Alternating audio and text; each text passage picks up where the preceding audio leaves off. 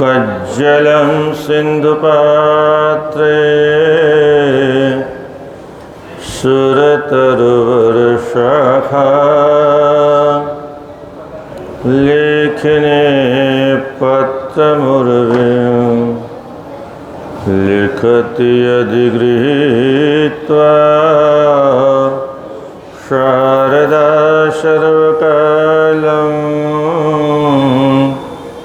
तदपि तव गुणानामीषु परं न याति। गंगातरंगरमणीयजटाकलापं गौरी निरन्तरविभूषितवामभागं नारायणप्रियमनङ्गमदापहारं वाराणसीपुरपतिं भज विश्वनाथं। यत्र यत्र रघुनाथकीर्तनं तत्र तत्र कृतमस्तकाञ्जलिं बाष्पवारि परिपूर्णलोचनं मारुतिं नमत राक्षसान्तकम्। हरे राम हरे राम राम राम हरे हरे,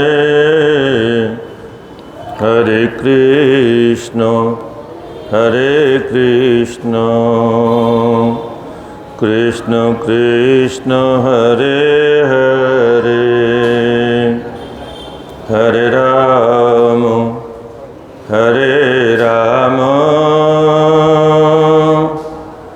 राम राम हरे हरे, हरे कृष्ण कृष्ण कृष्ण हरे हरे, हरे राम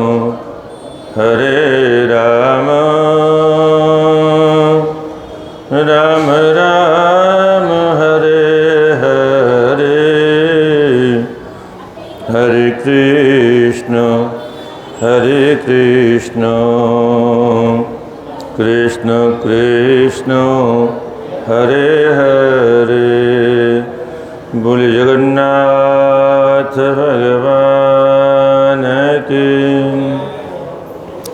श्री बद्रीनाथ भगवान की, श्री रंगनाथ भगवान की, श्री वैकुंठनाथ भगवान की, श्री अयोध्यानाथ भगवान की, श्री वृजनाथ भगवान की,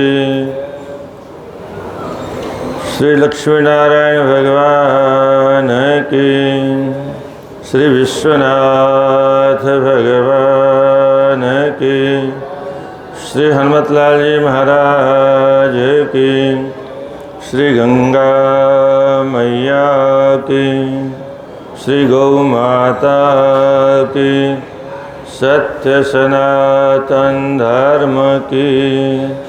नमः पार्वती पतये, हर हर महादेव।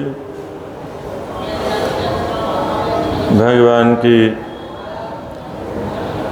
असीम अनुकंपा का ये शुभ परिणाम है कि हम आप इस मानव तन को प्राप्त कर भगवान भोलेनाथ की मुक्तिदायिनी दिव्याति दिव्य महानगरी वाराणसी नगरी में माँ गंगा के तट पर जहाँ वरुणा और ऋषि का समागम है, भगवान लक्ष्मी नारायण के श्री चरणों में बैठ कर के काशी नगरी में काशी खंड की महिमा का कथन और श्रवण करने का सौभाग्य प्राप्त कर रहे हैं। और कल हमने दंडपाणि भगवान के बारे में, जिनकी स्थापना यहाँ भगवान ने आदेश दिया, काशी में निवास करने वालों को जो अधिकारी है तदनुसार अनधिकारी को बाहर करने का आदेश दिया। काशी में वास करने की इच्छा हो तो इनके स्तोत्र का पाठ अवश्य करना चाहिए। और आज बहुत प्यारा प्रसंग है ज्ञानवापी का, पूरे 2 अध्यायों में है यहाँ पर, और ये सृष्टि के आदि का प्रसंग है। और आज दुर्भाग्य है ज्ञानवापी का झगड़ा चल रहा है। ज्ञान का जो भंडार है, ज्ञान का जो सरोवर है, उसका नाम है ज्ञानवापी। और ये सृष्टि के आदि में, प्रारंभ में ज्ञानवापी की रचना हुई थी। उनके किसी और हदीसों में ये नाम मिलेगा नहीं, कहीं कुरान में कहीं ये नाम मिलेगा नहीं, क्योंकि वहाँ तो ज्ञान होता ही नहीं है। ज्ञान का सरोवर कहाँ मिलेगा वहाँ? जहाँ हिंसा ही हिंसा प्रधान है, ज्ञान का वहाँ क्या काम है? अंधकार में प्रकाश का क्या काम है? जैसे अंधकार में प्रकाश का प्रवेश नहीं होता, ऐसे ही हिंसा में धर्म का प्रवेश नहीं होता। वह धर्म हो ही नहीं सकता जो हिंसा प्रधान हो। पंथ हो सकता, मत हो सकता, मतांतर हो सकता है। अहिंसा परमो धर्म, अहिंसा परमम तपः। सबसे बड़ा धर्म क्या है? अहिंसा। और वहाँ हिंसा होती है तो हिंसा धर्म कैसे हो गया? इसलिए पंथ हो सकते हैं, पर उन पंथों में ज्ञान का कोई उपयोग नहीं है, क्योंकि अज्ञान और ये विलोम शब्द हैं एक दूसरे के, पर्यायवाची नहीं है। क्या? ज्ञान अज्ञान, धर्म अधर्म, पाप पुण्य, दिन रात, प्रकाश अंधकार, ये सब विलोम शब्द है। इसलिए शास्त्रों में ज्ञानवापी की महिमा सभी शास्त्रों में है, विशेष करके काशी खंड में तो बहुत विस्तार से है। इसलिए यहाँ पर विवाद करने का कोई कारण नहीं है। तो आइए ज्ञानवापी का प्राकट्य कैसे हुआ। अगस्त्य ने प्रश्न किया, स्कंद ज्ञानोदतीर्थस्य माहात्म्यं वद सांप्रतम् ज्ञानवापीं प्रशंसन्ति यतः स्वर्गोकशोप्यलम्। स्वर्ग में रहने वाले भी हे स्कंद जी महाराज ज्ञानवापी की महिमा को गाते हैं। ऐसे ज्ञानवापी का महात्म्य, यहाँ ज्ञान का उदय होता हो, ज्ञानोद तीर्थस्य महात्म्यम। ज्ञानवापी का अर्थ है ज्ञान का जहाँ उदय होता हो, ज्ञान का जो सरोवर हो। अच्छा, जो आज ज्ञानवापी का कूप हम देख रहे हैं ऐसा नहीं था, ये ज्ञान का सरोवर था। यहाँ नित्य प्रति सभी लोग स्नान करते थे और तर्पण करते थे, संध्या तर्पण इत्यादि करते थे, पिंडदान होता था वहाँ पर। ये सब यहाँ सब लिखा हुआ है। वो तो कब्जा होते होते केवल कुआं मात्र रह गया। क्या? इसलिए आज का जो ज्ञान का ये कूप दिखाई देता है ज्ञानवापी, जिसका दर्शन हम लोग करते हैं, यह है सृष्टि के आदि काल में सरोवर के रूप में था। तो स्कंद जी महाराज कहते हैं, घटोद्भव महाप्राज्ञ शृणोपाप प्रणोदिनी। हे घटोद्भव, पापों का विनाश करने वाली। अभी पाप क्या? अज्ञान। तो ज्ञान का जहाँ सूर्य होगा वहाँ कहाँ जाएगा? अज्ञान कहाँ जाएगा, स्वतः ही नष्ट हो जाएगा। तो ऐसी ज्ञान व्याप्य समुत्पत्तिम कथ्यमानां मयाधुना, मैं इस समय कहने जा रहा हूँ ज्ञानवापी की उत्पत्ति कैसे हुई। प्रारंभ में जब ये सृष्टि हुई तो सतयुग में सर्वत्र प्रजा नहीं थी। क्या? बहुत कम प्रजा थी। जल की आवश्यकता नहीं होती थी, सब शुद्ध बुद्ध निर्मल निष्कलंक होते थे। तो सर्वत्र जल वगैरह नहीं था। काशी में गंगा जी भी नहीं थी। इसी बात को कहते हैं अनादि सिद्ध संसारे पुरा देव युगे मुनि प्राप्त कुतः श्रीशानः चरण स्वेरम इतस्ततः। तो उस समय ईशान कोण के देवता, ये जो पूर्व में और दक्षिण के बीच का जो कोण है वो ईशान कोण है। ईशान कोण के अधिष्ठाता देवता रुद्र हैं। तो वो ईशान कोण के अधिष्ठाता देवता भ्रमण करते हुए पृथ्वी पर काशीपुरी पहुँचे। उस समय वर्षा नहीं होती थी, बहुत कम वर्षा होती, आवश्यकता नहीं पड़ती थी किसी को जल की। तो जलाभिलाषो यत् स्नान पानादि कर्मणि, स्नान करना होता तो समुद्र में स्नान करते थे। केवल क्षारस्वादुरयोरेव स्यात् जल दर्शनम पृथिव्यां नर संसारे वर्तमाने क्वचित क्वचित। पृथ्वी में कहीं कहीं जल था, बाकी क्षीर सागर में समुद्र में जल था। तो वहाँ जब ईशान देवता आए तो उस स्थान का दर्शन किया जहाँ पर ब्रह्मा जी में और विष्णु भगवान में विवाद हो गया था। मैं बड़ा, वो उसको अपना पुत्र कहने लगे, वो उसको अपना पुत्र कहने लगे। और इस विवाद का परिमार्जन करने के लिए, निस्तारण करने के लिए भगवान भोलेनाथ ने ज्योतिष रूप में यहाँ प्रकट होकर दर्शन दिया। ये विश्वनाथ जी का मंदिर किसी के द्वारा निर्मित मंदिर नहीं है। अब चूँकि वो नष्ट भ्रष्ट हो गया, इसलिए ये अहिल्याबाई होलकर ने इसका दोबारा निर्माण करवाया। पास में वो मस्जिद हो गई, पर मस्जिद का नाम ज्ञानवापी मस्जिद कैसे हुआ? ज्ञानवापी तो हमारे शास्त्रों की बहुत पुरातन धरोहर है। तो ये बाद में बनी है, निश्चित हुआ। नाम चूँकि इसका उसी मंदिर को तोड़ के बनाया गया था, इसलिए ज्ञानवापी के पास में होने के कारण धीरे धीरे ज्ञानवापी मस्जिद का नाम पड़ गया।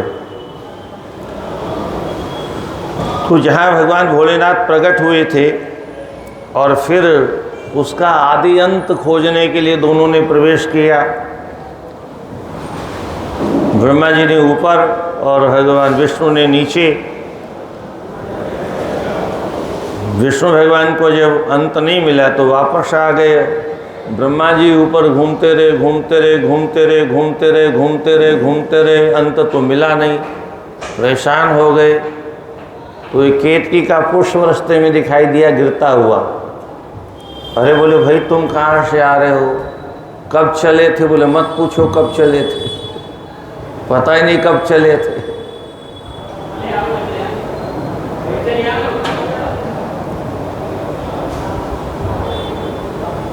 ब्रह्मा जी ने कहा इसी को पता नहीं कब चले थे तो हम कब पहुँचेंगे। तो ब्रह्मा जी ने अंतिम में कहा तुम एक काम करो, मेरी गवाही दे दो। क्या? बोले मैंने ऊपर के छोर का दर्शन कर लिया है, यह है ज्योतिष स्वरूप को, जाके गवाही दे दो मेरे साथ। बोल चलो।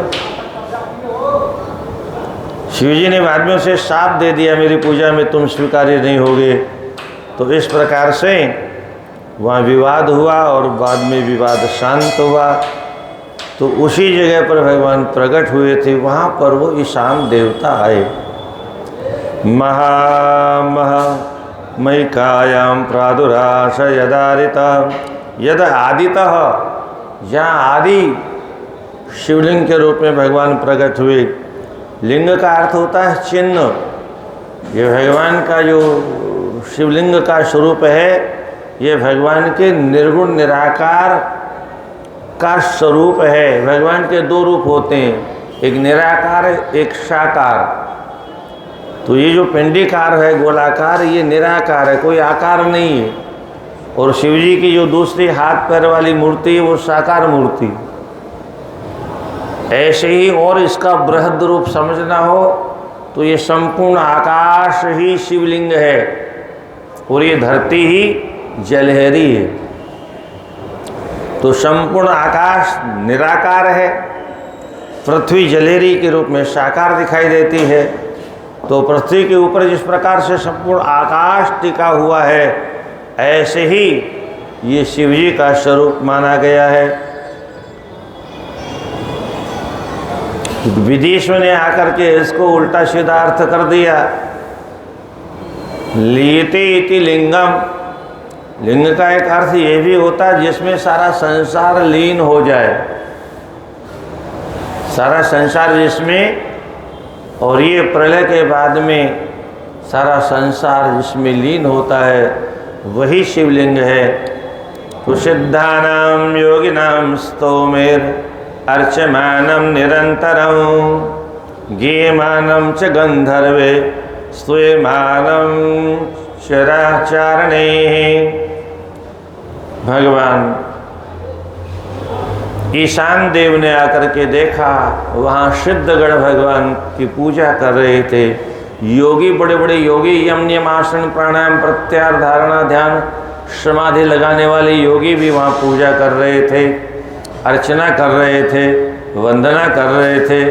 गंधर्व भगवान भोलेनाथ के गीत गा रहे थे, अप्सराएं नृत्य कर रहे थे, चारण भी संगीत छेड़ रहे थे। अंगहारेप्सरोभिः सेव्यमानम अनेकधा, अनेक प्रकार से भगवान शिवार्चन चल रहा था। निराज्यमानम सततम, सतत निरंतर भगवान भोलेनाथ की आरती होती रहती थी। मणियों के दीपक से, सामान्य सोने चांदी के दीपक से आरती नहीं होती थी उस जमाने में। विद्याधरी किन्नरिभिः त्रिकालम कृतमंडलम, विद्याधरियाँ और किन्नरियाँ भगवान भोलेनाथ का तीनों समय श्रृंगार करती थी। प्रातःकाल श्रृंगार, मध्याह्न कालीन श्रृंगार और सायंकाल श्रृंगार।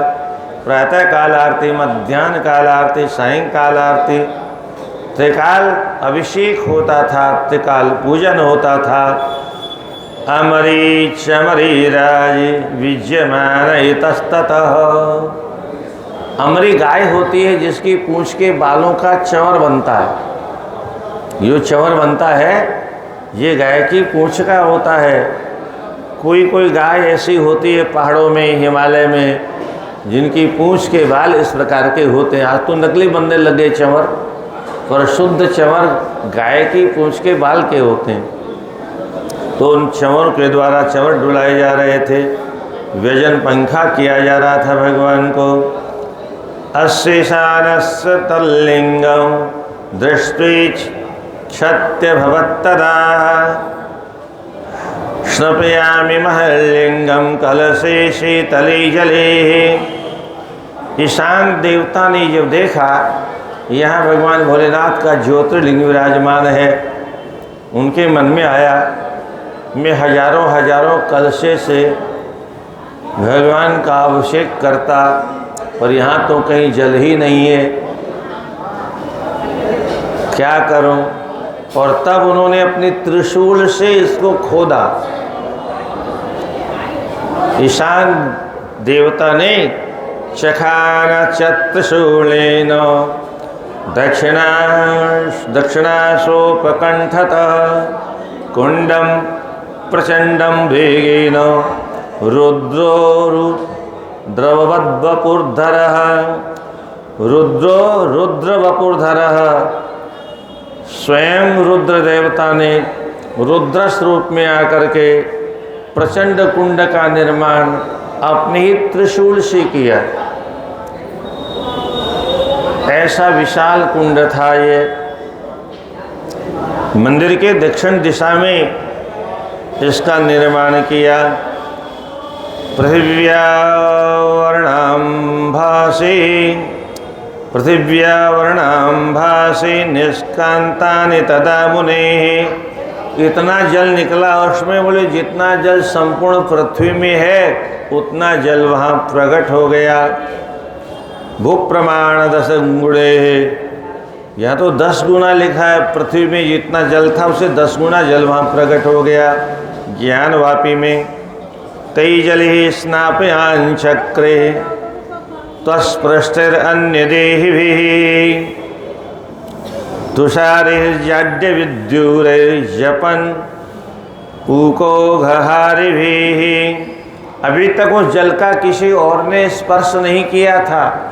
पहली बार कुंड का निर्माण हुआ।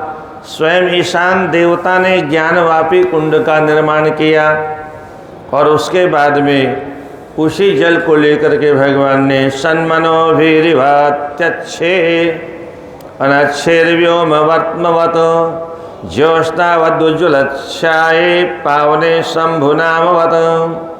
वह तो भोले भगवान के नाम के समान पावन ज्ञानवापी का जल था, पीयूषवत अमृत के समान। सुख स्पर्श, उसका स्पर्श बड़ा आनंददायक था। निष्पापधीहि, जिसका स्पर्श करने मात्र से बुद्धि निर्मल हो जाए। पापी शर्मवत, पापियों का शमन करने वाला।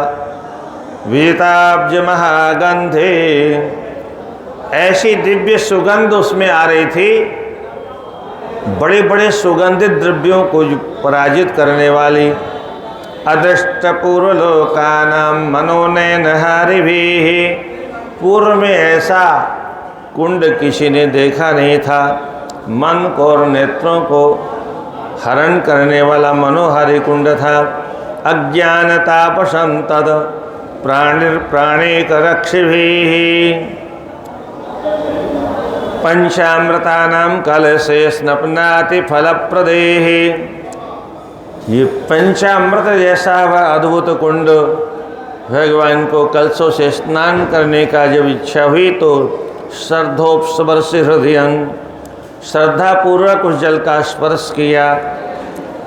और उसके बाद सहस्त्रधारे कलशे, सहस्त्रधारा छिद्र होते हैं ना, ये चलने में छिद्र होते हैं, ऐसे 1000 छिद्र वाला कलश लिया। भगवान को तो संकल्प से उत्पन्न करना है। और फिर सहस्त्रधारे कलशे स ईशानोद्घटोद्भव सहस्त्रकृतवस्त्रयामाशः संहृष्टमानसः। प्रसन्न मन से भगवान ईशान देव ने अपने हाथों से 1000 छिद्र वाला कलश और उसको भी 1000 बार भर भर करके स्नान करवाया भोलेनाथ का। बस भोले बाबा को तो जलधारा प्रिय शिव, जलधारा बहुत प्रिय है। नमस्कार प्रियो विष्णु भगवान, नमस्कार प्रियो भानु, श्रृंगार प्रियो विष्णु। भगवान सूर्य नारायण कोई हमें नमस्कार करे उसी से खुश हो जाते हैं। विष्णु भगवान श्रृंगार प्रिय हैं, जितना उनका कोई श्रृंगार करेगा उतने प्रसन्न होते हैं। और भगवान भोलेनाथ जलधारा प्रिय शिव, जलधारा से जितना कोई स्नान कराएगा उतने भोलेनाथ प्रसन्न होते हैं। तो जलधारा से स्नान कराया, शिव भोलेनाथ प्रकट हो गए। नमः पार्वती पतये हर हर महादेव। ततः प्रसन्नो भगवान् विश्वात्मा विश्वलोचन तमुवाच तदेशानं रुद्रं रुद्रवपुर्धरम्। एक सामने तो ईशान रुद्र थे जो ईशान कोण में विराजमान रहते हैं उनके अधिष्ठाता देवता के रूप में, और ये कि विश्वात्मा भगवान विश्वलोचन, कितना प्यारा शब्द है। विश्वलोचन क्या कहता है? संपूर्ण विश्व को अपने नेत्रों से दर्शन करने वाले, अथवा विश्व ही जिनका नेत्र है। कितना विशाल नेत्र है, संपूर्ण विश्व। अब हम सोचते हैं हमको कोई देख नहीं रहा है, और संपूर्ण विश्व ही उनका नेत्र है, अर्थात सर्वत्र प्रत्येक प्राणी को प्रत्येक कर्म करते हुए वो देख रहे हैं, इसलिए उनसे छिपा नहीं जा सकता। तो वो विश्वात्मा भगवान ईशान रुद्र से बोले, तव प्रसन्नोस्मि ईशान कर्मणानेन सुब्रत। हे सुंदर व्रत धारण करने वाले ईशान रुद्र, तुमने बहुत अच्छा किया, कुंड का निर्माण किया, फिर सहस्त्र धारा से सहस्त्र कलशों द्वारा मेरा अभिषेक किया। मैं इस बहुत गुरुतर कार्य के कारण तुम्हारे ऊपर बहुत प्रसन्न हूँ। इसलिए ततस्तम जटिलेशान वरम ब्रूहि तपोधन। वरदान मांग लो मुझसे। अदेयम न तवास्तद्य महोद्यम परायण। तुमने बहुत बड़ा उद्यम किया है, इसलिए तुम्हारे लिए मेरे पास कुछ भी अदेय नहीं, ऐसा कुछ भी नहीं है जो तुम मांगो और मैं दे नहीं सकता।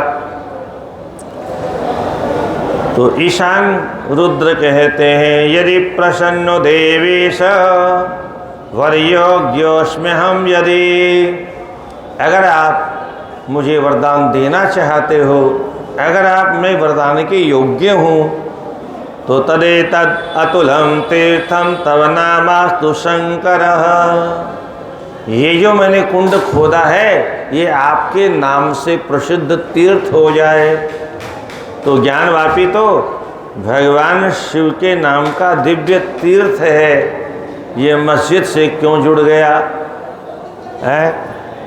बाद में तोड़ के इसके निकट मस्जिद बना दी गई मंदिर के ऊपर। आज भी नंदी बाबा उधर टुकुर टुकुर ताक रहे हैं।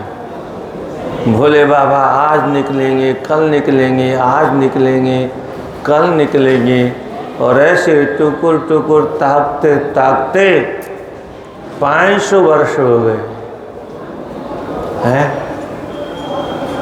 अरे उधर वो मुंह करके नमाज थोड़े पढ़ रहे हैं, अपने भोले बाबा के आने की प्रतीक्षा कर रहे हैं। परंतु प्रत्येक मंदिर की ये प्रमाण है हमारे यहाँ। कौन सा प्रमाण? सारा नीचे का हिस्सा पत्थर का है, ऊपर चूना का बना दिया गया। अब पता नहीं कौन से जज है, कौन से कानून पढ़ के आए हैं, पता नहीं कौन सा मुकदमा चल रहा है, पता नहीं क्यों मुकदमा चल रहा है, पता नहीं। इतिहास भरा पड़ा है, किसने तोड़ा, क्यों तोड़ा, कब तोड़ा। दोबारा बनाने वाली अहिल्याबाई होलकर का इतिहास प्रसिद्ध है। फिर भी कैसा इस देश का पंगु कानून है, अंधा कानून है, खोजबीन चल रही है। गोरी की पूजा बराबर भीतर होती थी, क्यों होती थी भीतर? मस्जिद में गोरी कहाँ से आ गई? और एक और नियम है उनका, जहाँ किसी दूसरे का धर्म स्थल होता है उसके पास में वो कोई धर्म स्थान बनाते नहीं अपना। पर हमारे मंदिरों को तोड़ करके जबरदस्ती हमारी छाती पर हमको कष्ट देने के लिए सारा उपद्रव उन्होंने किया। विदेशी थे तो अंग्रेज भी, पर वो सभ्य थे, उन्होंने एक भी मंदिर का कहीं पर खंडन नहीं किया। 47 के बाद में सारे पुराने मंदिरों का तुरंत जीर्णोद्धार होना चाहिए था, और सबसे पहले गांधी ने मना कर दिया। ये तो पटेल थोड़े दमदार थे, इसलिए गांधी के मना करने के बाद में भी गुजरात का मंदिर तो उन्होंने बनाना प्रारंभ कर ही दिया, सोमनाथ का। ये बात अलग है कि सोमनाथ का मंदिर पूरा नहीं हुआ, उसके पहले ही उनका शरीर शांत हो गया। उन्होंने सोचा था 2-4 साल में सारे मंदिर बनवा दे, और उनका शरीर जो शांत हो गया, बस फिर तो नेहरू की अकेले की चलती थी, फिर सारे मंदिर वैसे ही रह गए। किसी तरह से राम मंदिर बना 500 वर्ष के बाद में भी, तब भी हिंदुओं की बुद्धि इतनी भ्रष्ट हो गई, हमको तो खटाखट बैंक भरनी है। सारा नाक कटवा दिया योगी जी का। तो ये जो ज्ञानवापी है, सृष्टि के आदि में स्वयं ईशान देवता ने इसको अपनी त्रिशूल से बनाया था। और ये जो आज दिखाई देता है इतना बड़ा नहीं था, ये सरोवर था बहुत बड़ा। आगे लिखा है इसमें, सब लोग स्नान करते थे, संध्या करते थे, तर्पण करते थे, यहाँ का जल पीते थे, नीचे तक गहरा पाताल तक था संबंध इसका। कब्जा करने के बाद धीरे धीरे वो कुंड मात्र रह, कुआं मात्र रह गया है। तो ऐसा वरदान मांगा ईशान ने भगवान से कि ये ज्ञानवापी आपके नाम से दिव्य तीर्थ बन जाए। तो भगवान विश्वनाथ कहते हैं, त्रिलोक्यम यानि तीर्थानि भूर्भुवः स्वस्थितान्यपि तेभ्यो खिलेभ्यस्तीर्थेभ्य शिवतीर्थमिदं परम। हे ईशान देव, तुम्हारे कथनानुसार संसार में जितने भी त्रिलोकी में तीर्थ हैं उनसे ये तीर्थ सर्वश्रेष्ठ होगा। शिव ज्ञानमिति ब्रूहि, इसका मुख्य नाम क्या था पहले? शिव ज्ञान। ज्ञानवापी का नाम क्या था? शिव शब्द हट गया, ज्ञान मात्र रह गया, और वापी के साथ जुड़ने से ज्ञानवापी शब्द रह गया। तो शिव ज्ञानमिति ब्रूयुः शिव शब्दार्थ चिंतकाः, शिव भक्त आज से इसको शिव ज्ञान रूपी तीर्थ कहेंगे। तो मूल ज्ञानवापी का नाम क्या था?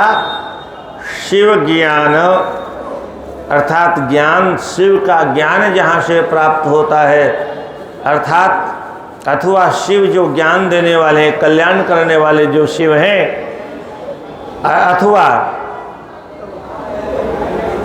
ज्ञान कब होगा और ज्ञान होगा तो उसका परिणाम क्या होगा? बोलो शिवम, उसी समय हमारा कल्याण हो जाएगा। कब? जब हमको ईश्वर का और अपना ज्ञान हो जाएगा। तो ये ज्ञान का भंडार था।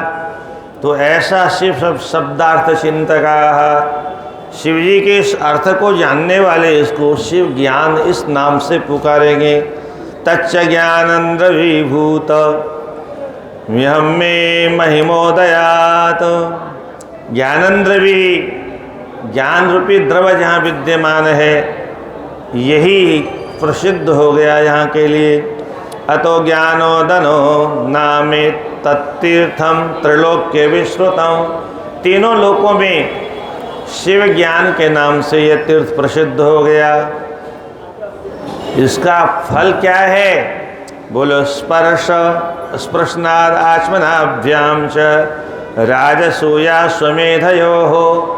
ज्ञानवापी के जल का स्पर्श करने से, आचमन करने से राजसूय और अश्वमेध यज्ञ का फल प्राप्त होता है।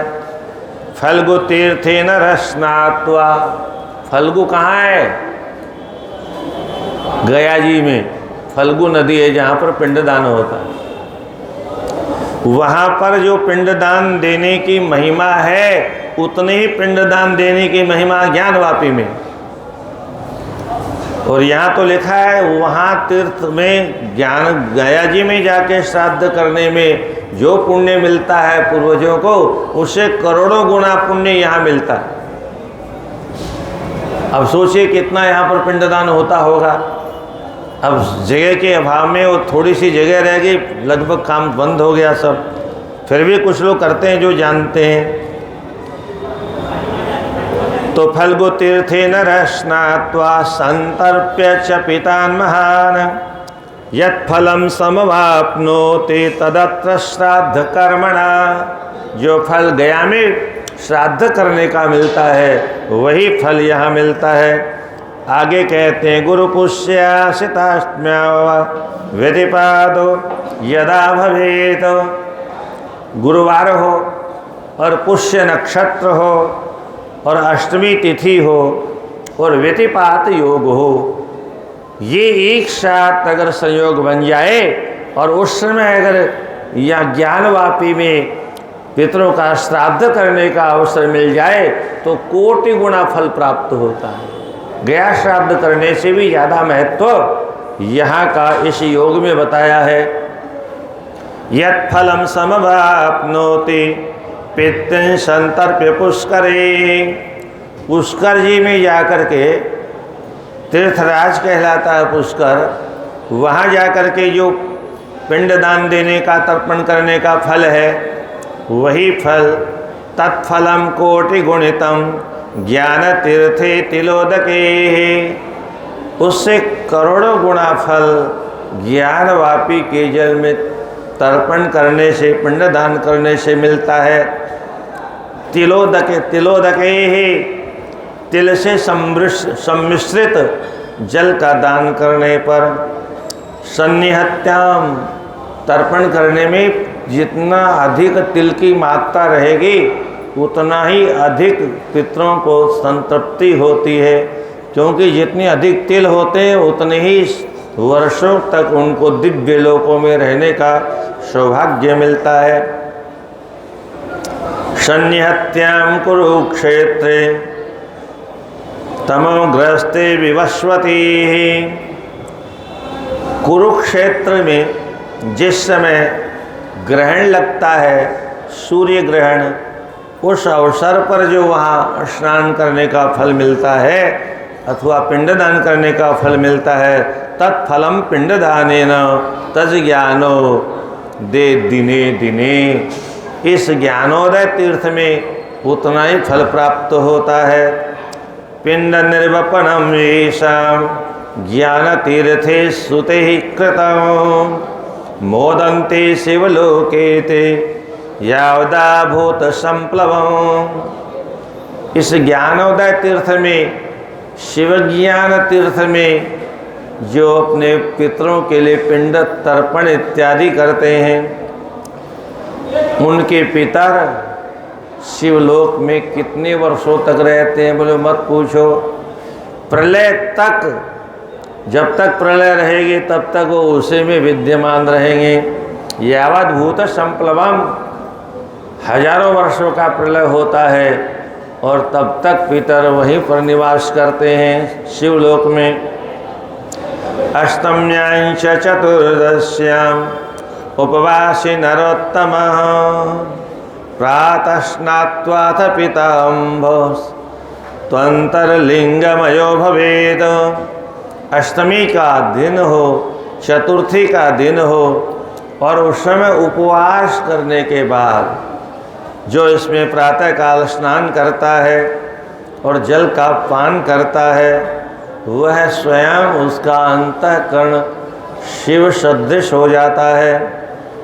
एकादश्याम उपोष्यात्र प्राश्नाति चुलुकत्रयं हृदय तस्य जायन्ते त्रिलिंगान्य संशयम्।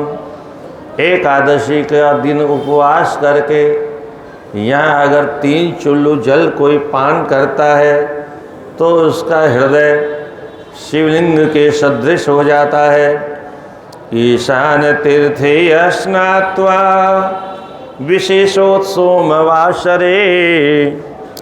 ईशान तीर्थ में, ईशान ने बनाया था अपनी त्रिशूल से, इसलिए ज्ञानवापी का एक नाम ईशान तीर्थ भी है। और शिव ज्ञान ये मूल नाम है और ज्ञान के साथ में शिव शब्द तो हट गया बाद में, केवल वापी जुड़ गई तो ज्ञान वापी नाम रह गया, वापी के निकट होने के कारण। तो ईशान तीर्थ स्नात्वा विशेषा सोमवासरे, सोमवासर में इसका स्नान, यानी सोमवार को जो स्नान करता है और स्नान करने के बाद देवताओं का, ऋषियों का, पितरों का संतर्प्य सम्मानी अच्छी प्रकार से विधि पूर्वक तर्पण करता है तो कृतकृत्यो भवे नरः, वह मनुष्य कृतकृत्य हो जाता है। कृतकृत्य का तात्पर्य जिस कार्य को लेकर के धरती पर हमारा जन्म हुआ वह कार्य हमारा पूरा हो गया। हम भूल गए, हमें तो पता ही नहीं हम आए क्यों हैं। आए थे हरि भजन को, लोटन लगे कपास। तथा संभ्यर्च श्रीलिंगम महासंभार विस्तरेः अत्रापि तत्त्वनानार्थं कृतकृत्यो भवे नरः। यहाँ पर नाना प्रकार के दान पुण्य करने से कृतकृत्य हो जाता है। उपास्य संध्याम ज्ञानोदय पापम कालजोपमं क्षणेन तत्प अपाकृत्य ज्ञानवान जायते द्विजः। इस ज्ञानवापी में शिव तीर्थ नाम है, शिव ज्ञान तीर्थ। तो इस शिव ज्ञान तीर्थ में, जो ज्ञान तीर्थ के नाम से प्रसिद्ध है, शुभ ज्ञान देने वाला, इसमें स्नान करने के बाद चाहे जितना पाप ताप संताप हो सब नष्ट हो जाता है। शिव तीर्थमिदम प्रोक्तम ज्ञान तीर्थमिदम शुभम। ये शिव तीर्थ के नाम से भी प्रसिद्ध है, ईशान तीर्थ के नाम से भी प्रसिद्ध है, और कालांतर में ज्ञानवापी के नाम से प्रसिद्ध हो गया। तो तारकाख्यमिदम तीर्थम, ये जीवों का उद्धार करने वाला तीर्थ है। और मोक्ष तीर्थम इदम ध्रुवम, इसको मोक्ष तीर्थ भी कहते हैं, जहाँ मुक्ति हो जाती है, इसलिए मोक्ष तीर्थ के नाम से भी प्रसिद्ध है। वैसे तो मोक्ष क्षेत्र तो ये 25 पंचकोशी का जो पूरा क्षेत्र है, ये मोक्ष तीर्थ ही है। स्मृणादपि पापो घो ज्ञानो दस्य क्षय ध्रुवम, इसका स्मरण करने का इतना पुण्य है कि सारे पाप नष्ट हो जाते हैं। ये ध्रुव सत्य है। दर्शनात् स्पर्शनात् स्नानात् पानात् धर्मादि संभव। दर्शनात् स्पर्शनात् स्नानात् पानाच्च, इसका मतलब क्या है? यहाँ स्नान होता था, इसका जल इतना निर्मल था, सभी लोग यहाँ का जल पिया करते थे। क्योंकि आपने सुना प्रारंभ में अन्यत्र जल था ही नहीं, काशी में गंगा थी ही नहीं, और सृष्टि के आदि में जल बहुत कम था, वर्षा बहुत कम होती थी। क्यों? लोग ही नहीं थे, भीड़ थी नहीं आज की तरह से, सब जंगल पड़ा था चारों तरफ। पहली बार यहाँ पर काशी में शिव जी के निकट, विश्वनाथ के निकट, ये है ज्ञान तीर्थ का ईशान देवता ने निर्माण किया अपने त्रिशूल के द्वारा। इस बात को अच्छी तरह से जानना चाहिए। पता नहीं काशी के लोग इन पुराणों को कोर्ट में क्यों नहीं रखते हैं? कोर्ट में प्रमाण के रूप में रखना चाहिए इसको। डाकिनी शाकिनी भूत प्रेत वेताल राक्षसाः ग्रहा कुष्मांड झोटिंगा कालकर्णी शिशुग्रहा। डाकिनी हो, शाकिनी हो, भूत हो, प्रेत हो, वेताल हो, राक्षस हो, कुष्मांड हो, यहाँ का नाम स्मरण करने मात्र से सब नष्ट हो जाते हैं। शिशुग्रहा, शिशु को, छोटे छोटे बच्चों को ग्रहण करने वाली पिशाचिनियों का विनाश हो जाता है। ज्वर का नाश हो जाता है, अपस्मार का नाश हो जाता है, विस्फोट का नाश। द्वितीयक चतुर्थकाः सर्वे प्रश्नमायान्ति शिव तीर्थ जले क्षणात्। शिव तीर्थ के जल का स्पर्श करने मात्र से सब अनिष्ट नष्ट हो जाते हैं। ज्ञानोद तीर्थ पानीये लिंगं यः स्नापये सुधे। जो बुद्धिमान इसमें स्नान करके, तर्पण करके भगवान भोलेनाथ को जल स्नान करवाने के बाद जल पीता है, वह सभी प्रकार के तीर्थों के जल को पीने का पुण्य प्राप्त कर लेता है। और उसने जहाँ एक विश्वनाथ जी का स्नान करवा दिया तो संसार के सभी शिवलिंगों का स्नान करा दिया। ज्ञान रूपो हमेवात्र, भगवान क्या कह रहे हैं? मैं स्वयं वहाँ ज्ञान रूप में विराजमान रहता हूँ। इसलिए शिव ज्ञान जहाँ शिव जी का पूरा ज्ञान रखा हो उसका नाम ज्ञानवापी। ज्ञान रूपो हमेवात्र द्रवमूर्ति विधाय च। ज्ञान रूप में द्रव बन करके, जल बन करके मैं वहां रहता हूँ। जाड्य विध्वंसनम कुर्याम ज्ञानोपदेशनम। जो यहाँ आता है, मेरी शरण में आता है, स्नान करता है, उसका मस्तिष्क अगर जड़ है अर्थात ज्ञान से शून्य है तो मैं उसमें ज्ञानोदय कर देता हूँ ज्ञानोपदेश के द्वारा। इति दत्वा वरान, इस प्रकार से वरदान दे करके भगवान वहाँ से अंतर ध्यान हो गए। और ईशान देव ने भी अपने आप को कृतकृत्य माना। ईशानो जटिलो रुद्रस्तत्प्राश्य प्रमोदकम। ईशान देवता ने जो जटाधारी है उन्होंने उस जल का जलपान किया। अवाप्तवान परमम ज्ञानम, और उन्होंने उत्कृष्ट परमात्मा का जो दिव्य ज्ञान का भंडार है उसको प्राप्त कर लिया। ये न क्या होता है ज्ञान से, बोले निवृत्ति माप्तवान, जिससे मनुष्य को मोक्ष प्राप्त हो जाता है, आनंद प्राप्त हो जाता है। स्कंद फिर कहते हैं कलशोद्भव शिरार्थम इतिहासम पुरातनम ज्ञानवाप्याम यदवृत्तं तदाख्यामि निशामय। देखो, इस ज्ञानवापी से संबंधित एक बहुत पुराना इतिहास तुमको सुनाता हूँ, आप भी सुनिए।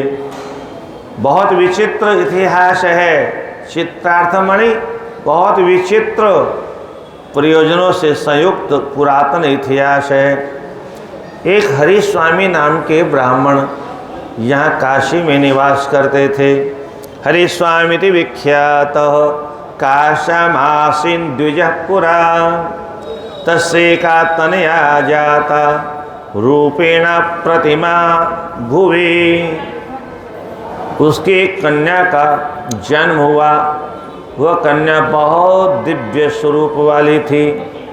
अप्रतिमा भुवि, इतना सौंदर्य संपन्न वह कन्या थी, धरती पर उसके बराबर और कोई दूसरी कन्या उस समय नहीं थी।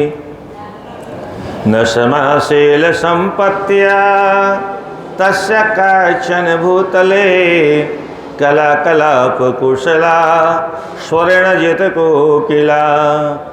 शील उसकी संपत्ति थी, उस शील की संपत्ति के बराबर और कोई दूसरी शीलवान नहीं थी। कला कलाप में इतनी कुशल थी कि वह कोकिला को भी हरा देती थी।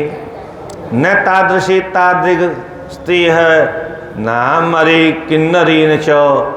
स्वर्गलोक में भी ऐसी देवी नहीं थी, किन्नरियों में भी ऐसी दिव्य देवी नहीं थी। विद्याधरी न नो, विद्याधरियों में भी ऐसी देवी नहीं थी। नागों में भी, गंधर्वों में भी, असुरों में भी ऐसी दिव्य सुंदरी थी।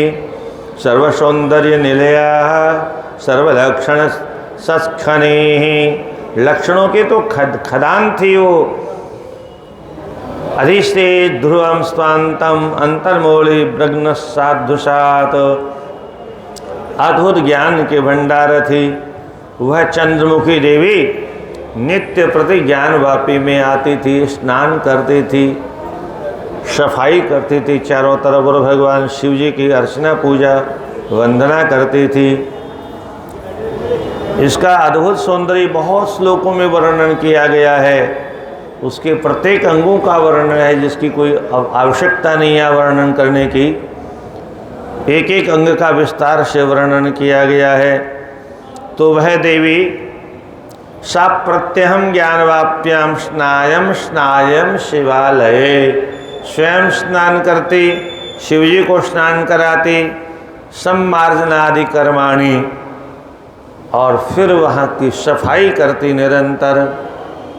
अनन्य मानसा,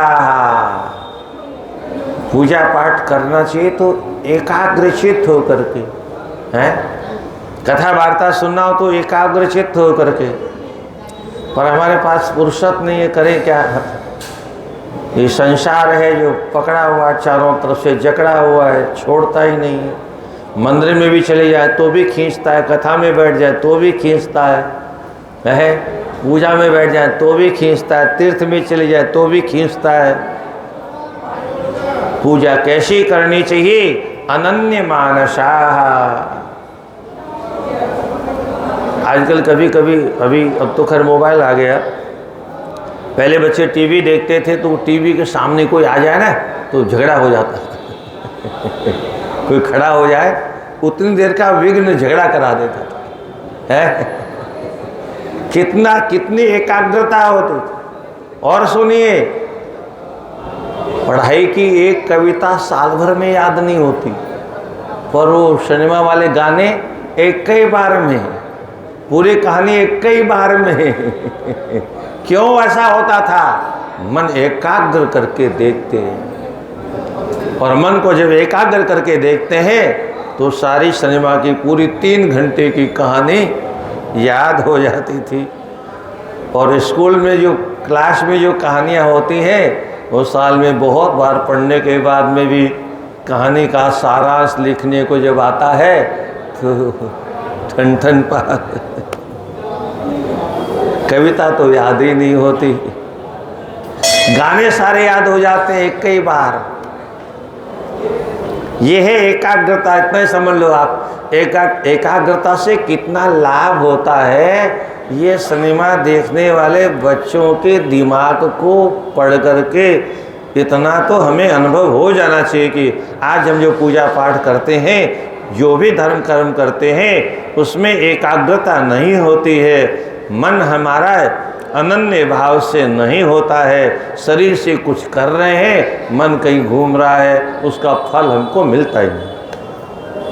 फिर कहते हैं हमने तो ये करवाया था, वो करवाया था। इसके अलावा गाय के अलावा भैंस इत्यादि का दूध शिव जी स्वीकार नहीं करते, चढ़ाते रहो, मन भर रोज चढ़ाओ, कोई फर्क नहीं पड़ता। गाय का, देशी गाय का, वो भी देशी गाय का दूध होना चाहिए। पंचामृत, गाय के दूध का नाम वो अमृत कहलाता है, गाय का दही अमृत कहलाता है, गाय का घी अमृत कहलाता है, और किसी का नहीं। जो 5 अमृत हैं उनको मिलाकर के जो पंचामृत बनता है वो भैंस बकरी के दूध दही घी से नहीं बनता, पर हम बनाते हैं, पूजा करते हैं, तो देवता तो स्वीकार करते नहीं, राक्षस उसका फल ले जाते हैं। शास्त्र विरुद्ध कोई भी कर्म होगा उसका फल राक्षसों को मिलता है। अब गाय हम पालेंगे नहीं, गाय का दूध कहाँ मिलेगा शिव जी को चढ़ाने के लिए? फिर झूठे ही कहेंगे हमने इतना किया, शिव जी खुश नहीं हुए, उल्टा फल क्यों मिल गया? शास्त्र विरुद्ध कर्म करने का फल उल्टा ही होता है। तत्पाद प्रतिबिंबेषु रेखा सस्पंकुरंचरं नान्यद्वनान्तरं याति काश्याम यूनां मनोमृगः। उसका मन रूपी मृग हमेशा ज्ञानवापी के इतस्ततः, भोलेनाथ के इतस्ततः ही घूमता रहता था, बाहर जाने का मन कभी करता ही नहीं था। जब बड़ी हो गई तो अब कोई सुंदरी होती है तो फिर दुनिया वाले विवाह करने के लिए लालायत हो जाते हैं, उससे भी विवाह करने के लिए बड़े बड़े रिश्ते आए, पर उसने किसी की ओर देखा ही नहीं। कभी कभी उस समय भी, उस ज़माने में भी, उस ज़माने में तो ही चलता भी था, बाद में सब अनर्थ होने लग गया तो बंद हो गया, अब दोबारा चलने लग गया। लोग प्रस्ताव करते थे विवाह का तो उसको किसी का प्रस्ताव सुनता ही नहीं था, कान में ही नहीं डालते थे। तस्या तरास्य पंकजं हित्वा यूनां नेत्रालिमालया। ज्ञानवापी और भगवान भोलेनाथ के स्वरूप के अलावा उसकी आँखों में किसी और का रूप प्रवेश करता ही नहीं था। न लतांतरमावेशिन अप्यामोद प्रशोनयुको सुलोचनापि सा कन्या प्रेक्षता आश्चम न कस्यचित्। वह स्वयं किसी की ओर देखती नहीं थी और कोई कुछ उसे कहता था तो किसी की बात उसके कान में प्रवेश करती नहीं थी। भगवान को जब हम रोम रोम में प्रवेश दे देंगे तो फिर किसी और बात को सुनने के लिए कानों के भीतर के पात्र में गुंजाइश कहाँ रहेगी।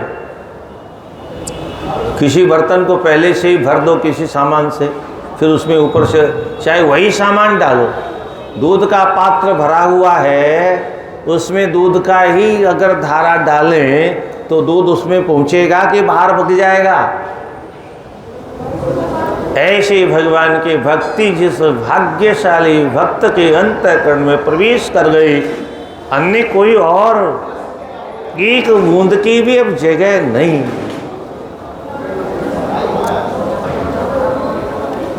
ऐसा उसका दिव्य स्वभाव था। सुशीला शील संपन्ना नारहस्त विहातुरे विरहातुरे पार्थतापि स्वरूपाढ्येर नाभिलाषां बबंधसा। बड़े बड़े धनी संबंध की याचना करते थे पर उसने किसी पर ध्यान नहीं दिया। कुछ लोगों ने तो धन का लोभ भी दिया। क्या? हाँ, पहले से ही एफडी करवा देंगे। धनेस्तस्य जनेतानि युवभि प्रार्थितो बहु नाशक्तां सुशीलां सा दातुं शीलोर्जित स्त्रियं।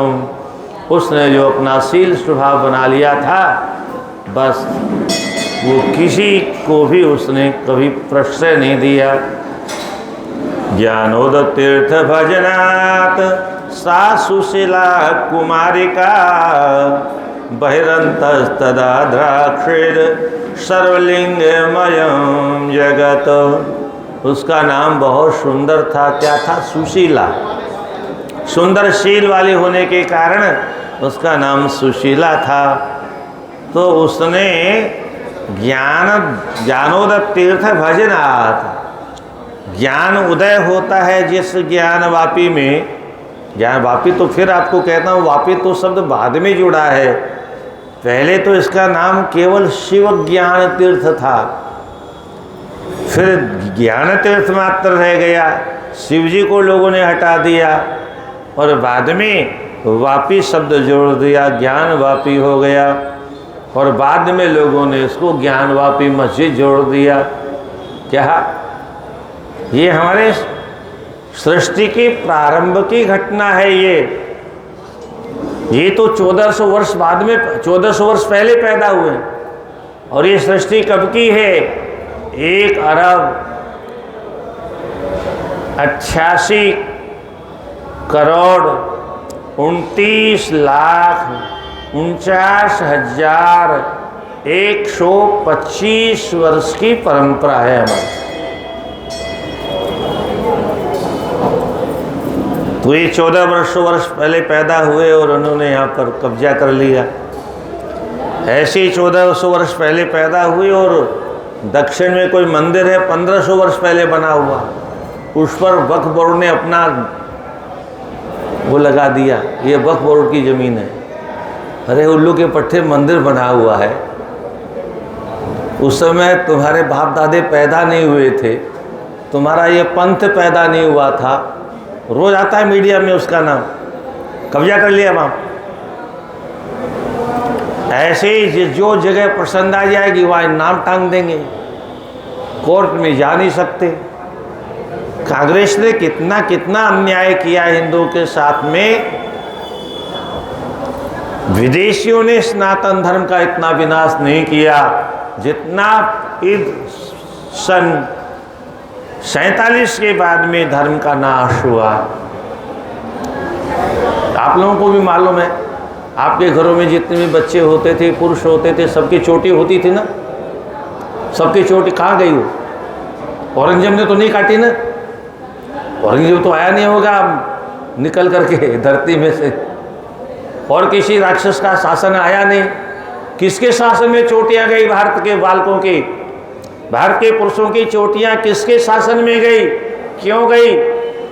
जितने भी बुजुर्ग आज हैं सबके सर पर चोटी थी, जितने जवान हैं उनके सर पर चोटी थी। आज के बच्चों में अब वो खत्म हो गए, क्योंकि पापा के नहीं है। उनका पाप इतना बढ़ गया कि वो पापा बन गए। पापा पापो पापा, राम रामो रामा। पाप जब बहुत हो जाता है तो पापा हो जाता है, तो फिर वहाँ पर धर्म कर्म का क्या काम है?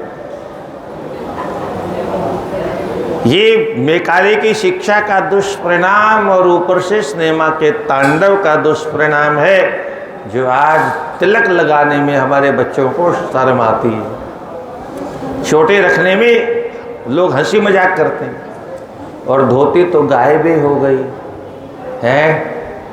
कुछ वर्षों बाद में ये पुरानी माताएं चली जाएगी तो साड़ी का दर्शन नहीं होगा।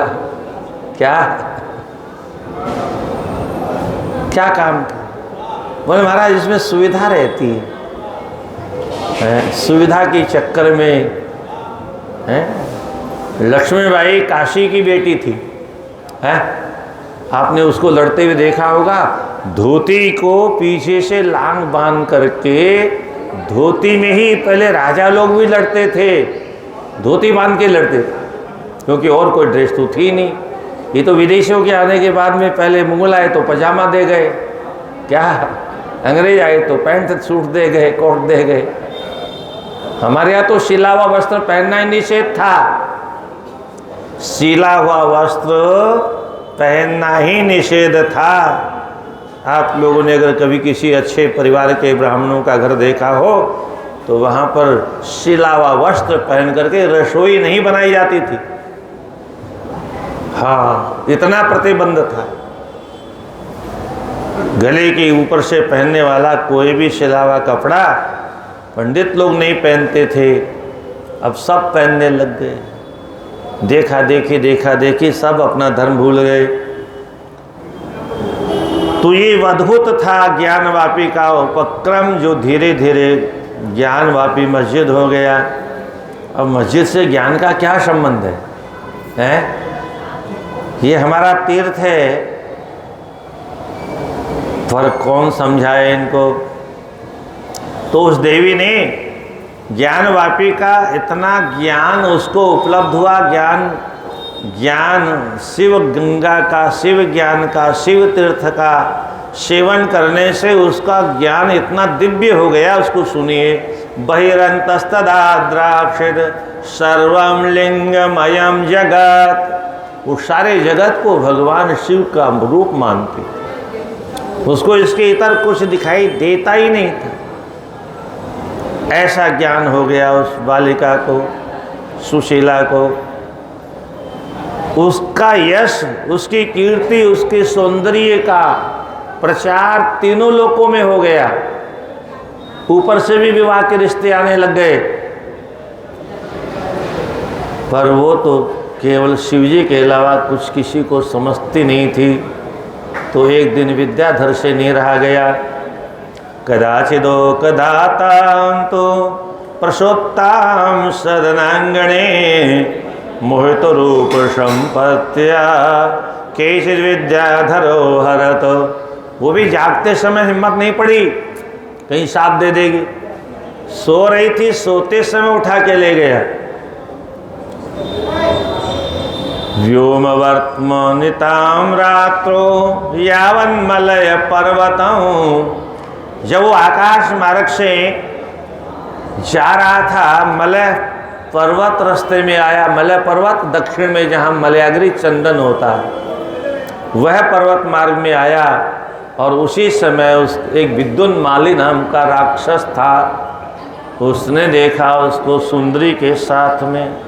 बस राक्षस तो राक्षस ही होता है, और कोई देवी मिल जाए सामने सुंदरी तो वो रावण जैसा भयंकर राक्षस बन जाता है। उसने कहा, वाह बहुत सुंदर, अच्छे आ गए तुम। भयंकर रूप धारण करने वाला वह, कपाल कृतकुंडलम, हैं, खोपड़ियों के तो कुंडल बना रखे थे हैं। आजकल भी कभी कभी बड़े बड़े विचित्र विचित्र कुंडल लोग पहनते हैं। वशा रुधिर लिप्तांगम, खून से वो सारा शरीर सना हुआ था। पिंगलोचन, बड़े बड़े नेत्र थे। और वह राक्षस कहता है, मम दृगोचरम या तो विद्याधर कुमारक अद्य त्वमेतया तया साधं प्रेष्यामि यमालयम्। आज मैं तुमको और इसको, छोकरे को, दोनों को यमराज के यहाँ भेज देता हूँ। राक्षस था, फिर भी उसके मन में कोई उस देवी के प्रति पाप नहीं आया, क्योंकि वो देवी का स्वरूप ही ऐसा दिव्य था। वो सर्वत्र भगवान का दर्शन करती थी, तो उसकी बुद्धि भी निर्मल हो गई, केवल मारने का विचार किया उसने। इति श्रुत्वाथ सा वाक्यं व्याघ्राघाता मृगी यथा। बेचारी जैसे किसी बाघ को देख ले तो हिरणी कांप जाए, ऐसे कांप गई वो। कदली दलवन्न मुहु, हवा के झोंके से जैसे केले के पत्ते कांपते हैं, ऐसे कांपने लग गई। और तब उस राक्षस ने एक भयंकर त्रिशूल को उठा करके उस विद्याधर के ऊपर प्रहार कर दिया। पर वो विद्याधर भी बहुत बलवान था, उसने भी वो आघात मृत्यु के सदृश था, फिर भी उसको सहन करते हुए, उसके पास कोई हथियार था नहीं, उसने अपनी मुष्टि का प्रहार किया उस राक्षस की छाती पर। उसी से वो छटपटा के गिरा और मर गया। पर वह विद्याधर भी जीवित नहीं रह पाया, और मरते समय वह कहता है, दो ही अक्षर बोल पाया, पूरा तो बोला ही नहीं। हे देवी सुसे, मैं तुमको व्यर्थ ही ले आया, क्योंकि जिस उद्देश्य से लाया था वह उद्देश्य से पूरा भी नहीं हुआ, और मृत्यु ने और अंगीकार कर लिया। पर चूंकि अब उसने कहा, किसी पुरुष ने तो मेरा स्पर्श कर ही दिया है, जीवन धारण करना तो व्यर्थ ही है, और इसलिए उसी को, विद्याधर को ही अपने पति रूप में ध्यान करते उसने योग रूपी आग में अपने आप को स्वाहा कर दिया, सती जी की तरह से। तद्भीष्ण त्रिशूलेन भिन्नो रहस्को महाबल जघान मुष्टिघातेन ब्रजपातोपमेन तम्। तो उसी के साथ में उसने, अब देखिए क्या अद्भुत है, संग का कैसा अद्भुत असर होता है। दिव्य महापुरुषों का दर्शन अथवा स्पर्श अथवा चरणों की रज मिल जाए तो उसका परिणाम क्या होता है। उस राक्षस ने उस देवी का दर्शन किया था, इसलिए उसका क्या हुआ, इसको सुनिए। त्रिलिंग लिंगत्रय शरीरण्य तस्य सानिध्यतः सही दिव्यं वपुषमासाद्य राक्षसः त्रिदिविंगत यजो। वो राक्षस तो स्वर्ग चला गया, उस देवी का दर्शन करने का फल उसको मिला। और वह जो विद्याधर था, रणे पणीकृत प्राणो विद्याधर स्तुतोऽपि सः अन्ते प्रियां स्मरन् प्राप जनुर्मल केतुतः। वह अपने उस दिव्य देवी का ध्यान करते करते मरा, तो उस देवी जो शिव स्वरूप हो चुकी थी, ज्ञान की स्वरूप हो चुकी थी, उस ज्ञान में सुशीला देवी का ध्यान करते करते मरने से, और उसी के साथ चूंकि विवाह करने की कामना थी, तो फिर उसको वहीं पर जो मलय केतु का राजा था, वही राजकुमार के रूप में उसका जन्म हो गया। और चूंकि पति के रूप में चिंतन करके उसने भी अपने शरीर का योगाग्नि में प्रवेश करवा दिया, तो पति के रूप में चिंतन करने मात्र से उसको भी दोबारा जन्म लेना पड़ा। वो कहाँ जन्म लेती है। सापि प्राग वासना योगा लिंगार्चन रता सती हित्वा मल जोक्षोदम विभूतिम भवजम स्तवे। वह भी माल्य केतु के यहाँ कलावती के रूप में उसका भी जन्म हुआ। मुक्ता वेदोरे माणिक के ध्यायतिम सा बाला विद्याधर कुमारकम विरहाग्नो विसृष्टासु। कर्नाटक में कहाँ जन्म हुआ? पास में ही कर्नाटक है, तो वहाँ पर उसका जन्म हो गया और कालांतर में उसका नाम कलावती रखा गया। और इसी मलय केतु के पुत्र के साथ में ये पूर्व जन्म के संस्कार कैसे काम करते हैं? इसलिए पूर्व जन्म यत्कृतम पापम व्याधि रूपेण तिष्ठति। पूर्व जन्म में हमने जो जो किया वो अगले जन्म में हमें अवश्य मिलेगा। पहले हमने जो किया आज मिल रहा है, राधे राधे। और अब जो करेंगे वो आगे की तैयारी चल रही है। 3 प्रकार के कर्म होते हैं, क्रियमाण कर्म, संचित कर्म और प्रारब्ध कर्म। इसको ऐसे समझें आप, सुबह से शाम तक क्रियमाण कर्म किसी ने किया, 500 रुपये कमाए, 400 रुपये खर्च हो गए, 100 रुपये बच गए, उसको संचित कर्म कहते हैं। संचय हो गया, इकट्ठा हो गया, भंडार हो गया, और ऐसे ही 100, 200, 500 जो भी इकट्ठा हुआ वो संचय होता गया, उसको बैंक में हम जमा करते गए, यहाँ वाले में नहीं वहाँ वाले में, क्या वही आगे मिलता है।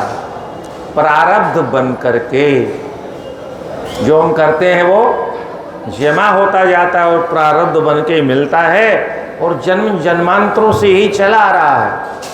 और उन्हीं कर्मों के बल पर माता पिता भी मिलते हैं, पति पत्नी भी मिलते हैं, बेटा बेटी भी मिलते हैं, अड़ोसी पड़ोसी भी मिलते हैं, और मित्र और शत्रु बिना किसी पूर्वकृत पाप और पुण्य के बल पर किसी के साथ में 1 सेकंड का भी संपर्क नहीं होता।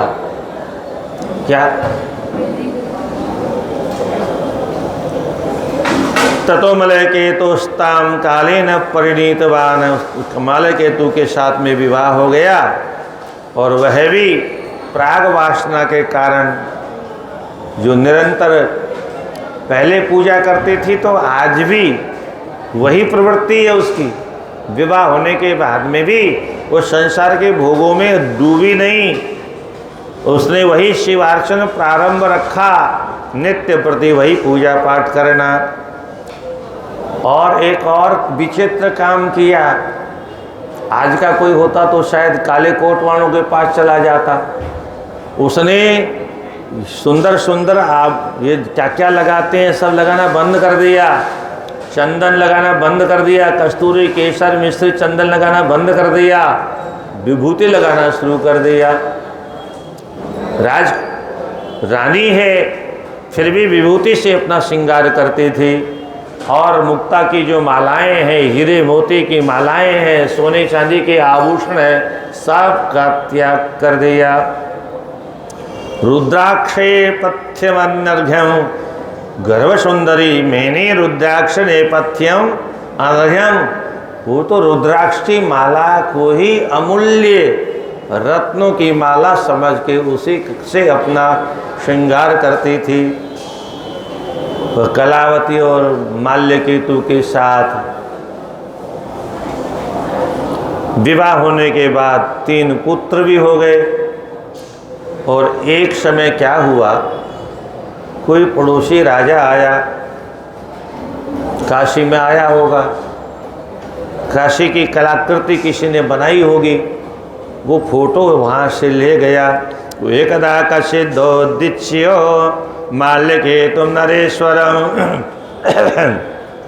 चित्र का चित्रपट्टिकाम चित्राम दर्शितवान्नथ।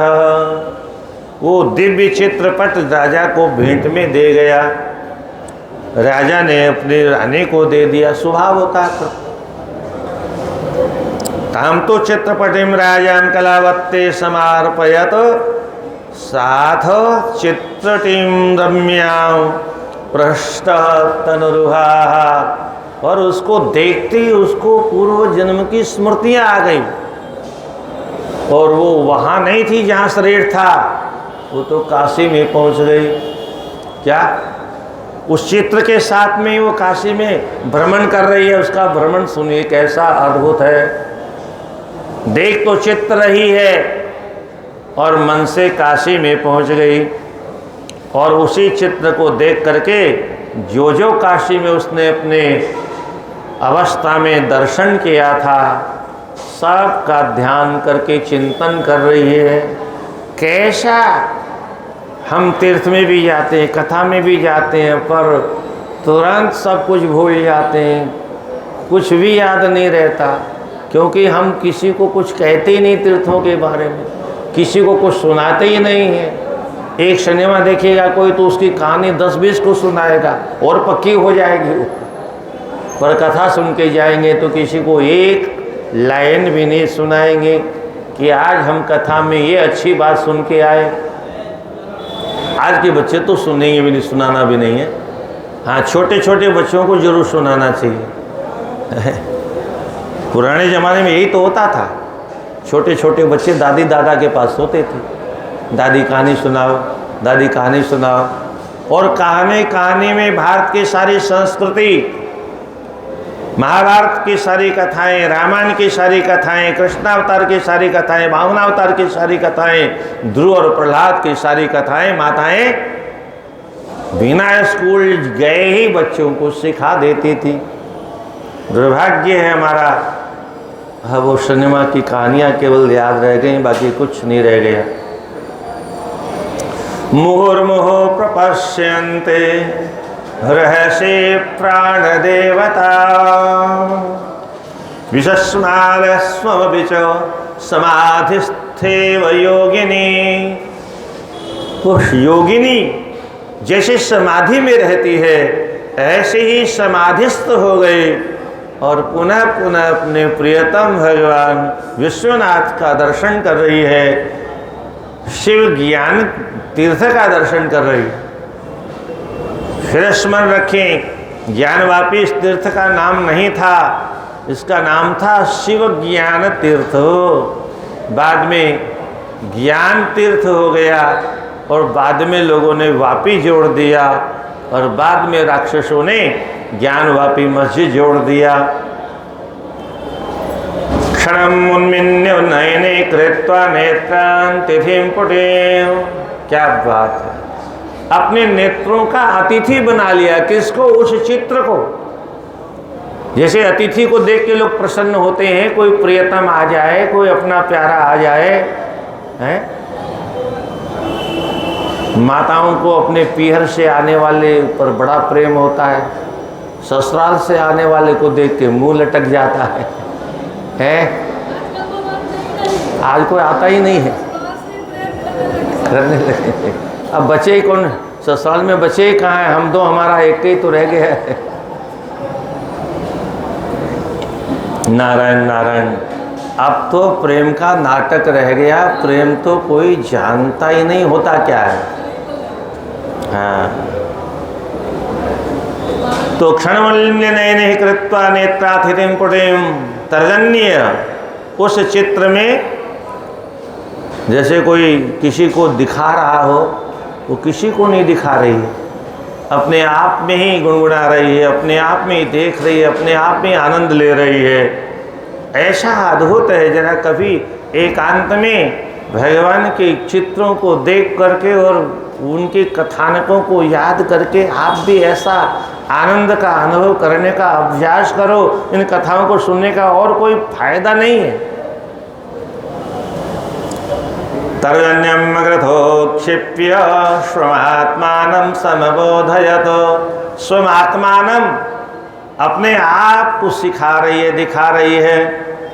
संभेदोयम से, ओहो ये है, ये अस्सी और गंगा का संगम है। रम्यम उपलोलार्कम अग्रतः, ये लोलार्क तीर्थ के निकट पड़ता है। यही बगल में लोलार कुंड है और बगल में यही 80 नदी बहती थी और यही गंगा का 80 घाट पर समागम कभी होता था। पुराने लोगों ने वो नाला भी देखा है जो बहता था, अब वो नाला भी बंद कर दिया गया। यहीं अस्सी घाट पर ही गंगा और अस्सी का समागम होता था। तो ये संगम है।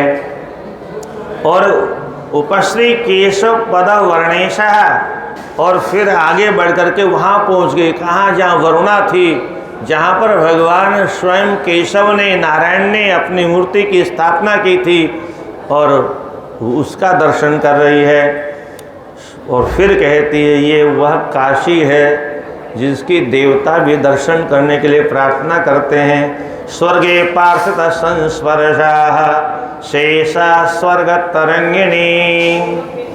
ये जो वापी है इसका जल स्पर्श करने के लिए, गंगा जी तो थी नहीं वहाँ पर, तो ये स्वर्ग तरंगिणी कौन सी है? बोले वो जो वापी बनी थी, तालाब था, उस तालाब का जल स्पर्श करने के लिए देवता भी तरसते हैं, प्रार्थना करते रहते हैं। और दिव्य दृष्टि से उसको यह भी अनुभव हो गया कि यहाँ पर उत्तरवाहिनी गंगा भी बहती थी। इसलिए कहते उदग्वहाभिलषन्ति याम दिवो दुष्सदसदा। देवलोक में रहने वाले देवता भी जिस उत्तरवाहिनी गंगा में स्नान करने का सौभाग्य प्राप्त करना चाहते हैं, ये वही माँ गंगा है। ये जो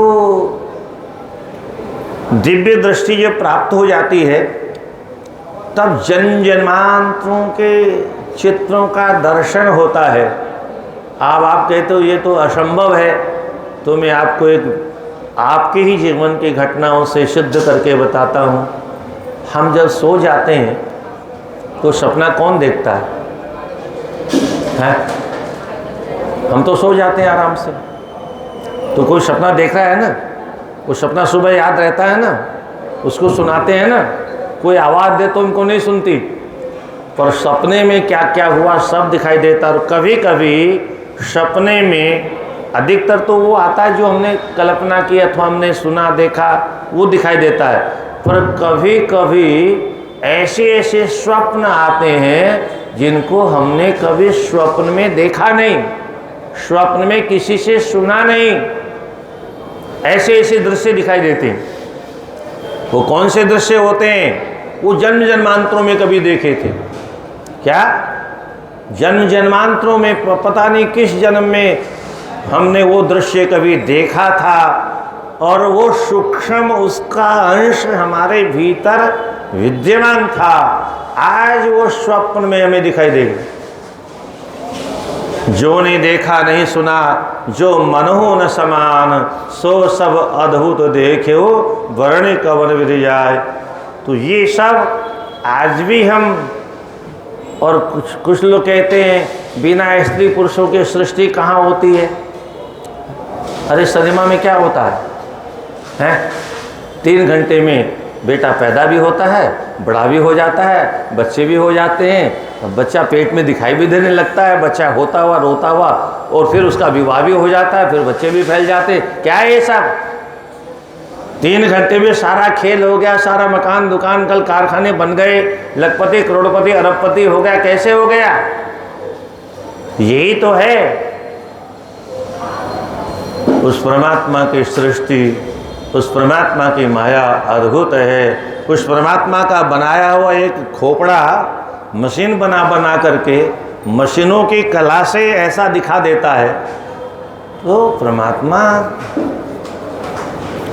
तक जिसकी दृष्टि पहुंच गई है, उसकी दृष्टि तो दिव्य हो जाती है, और वह दिव्य दृष्टि 3 लोक 14 भुवनों तक उसकी गति हो जाती है।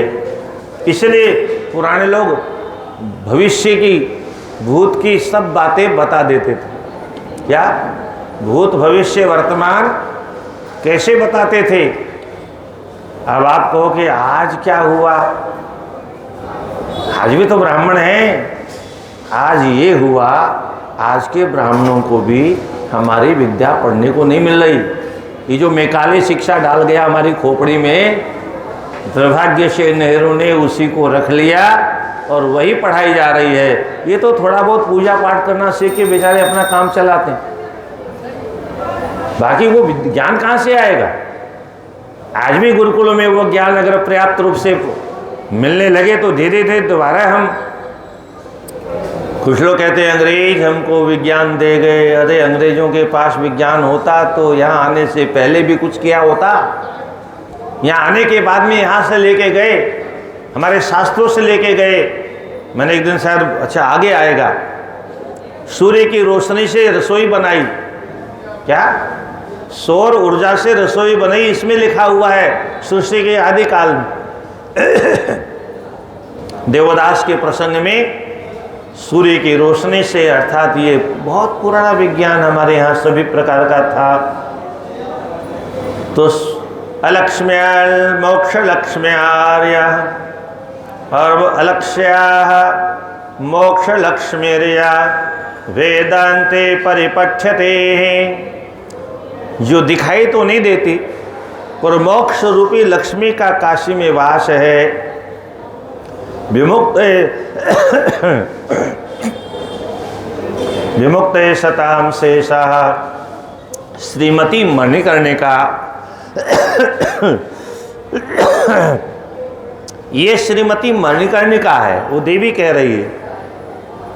मणिकर्णिका घाट को देखकर कहा ये श्रीमती मणिकर्णिका यहाँ पर विद्यमान है। और मणिकर्णिका का जब दर्शन किया तो क्या कहते उसको सुनिए।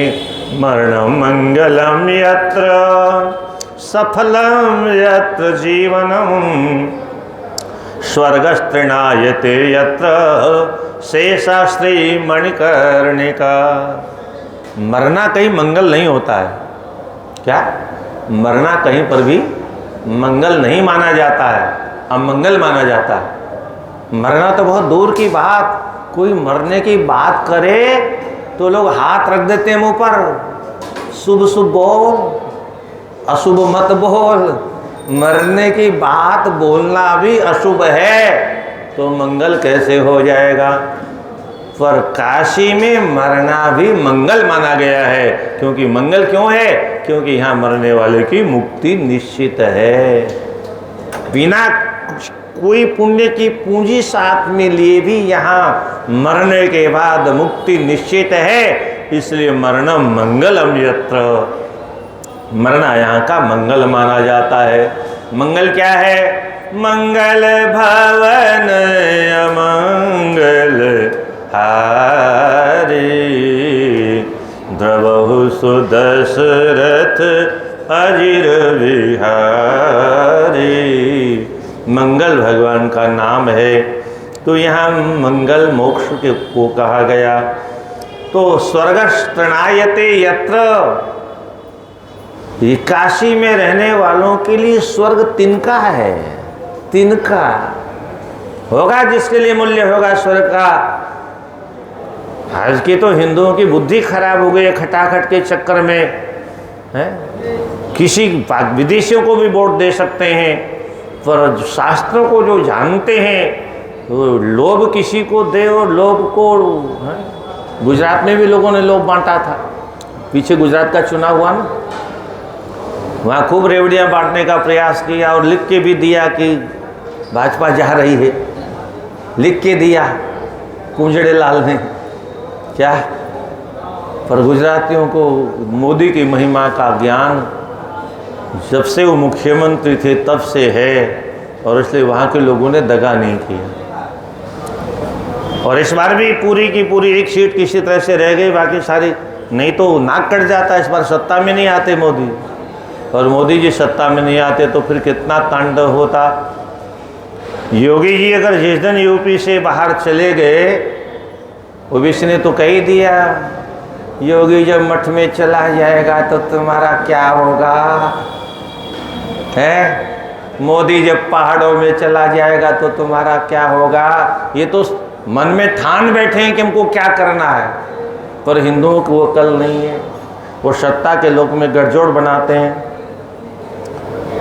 दंगा जब होता है तो किसी खोपड़े पर लिखा हुआ नहीं होता कि यादव जी हम उसको छोड़ देंगे, कुछ नहीं छोड़ेगा। यत्र संपत्ति संभार विश्राण्य निधने क्षया यतिव्रतम समालभ्य शिक्षते मूल कंद भुग। जहाँ पर सारे बड़े बड़े राजा महाराजा चक्रवर्ती सम्राट सारे महलों का महारानियों का त्याग करके काशी में यहाँ तीर्थ व्रत लेकर के, काशी संन्यास लेकर के यहाँ रहना प्रारंभ कर देते हैं और कंद मूल फल का भोजन करके जीवन यापन करते हैं, यति व्रत धारण कर लेते हैं।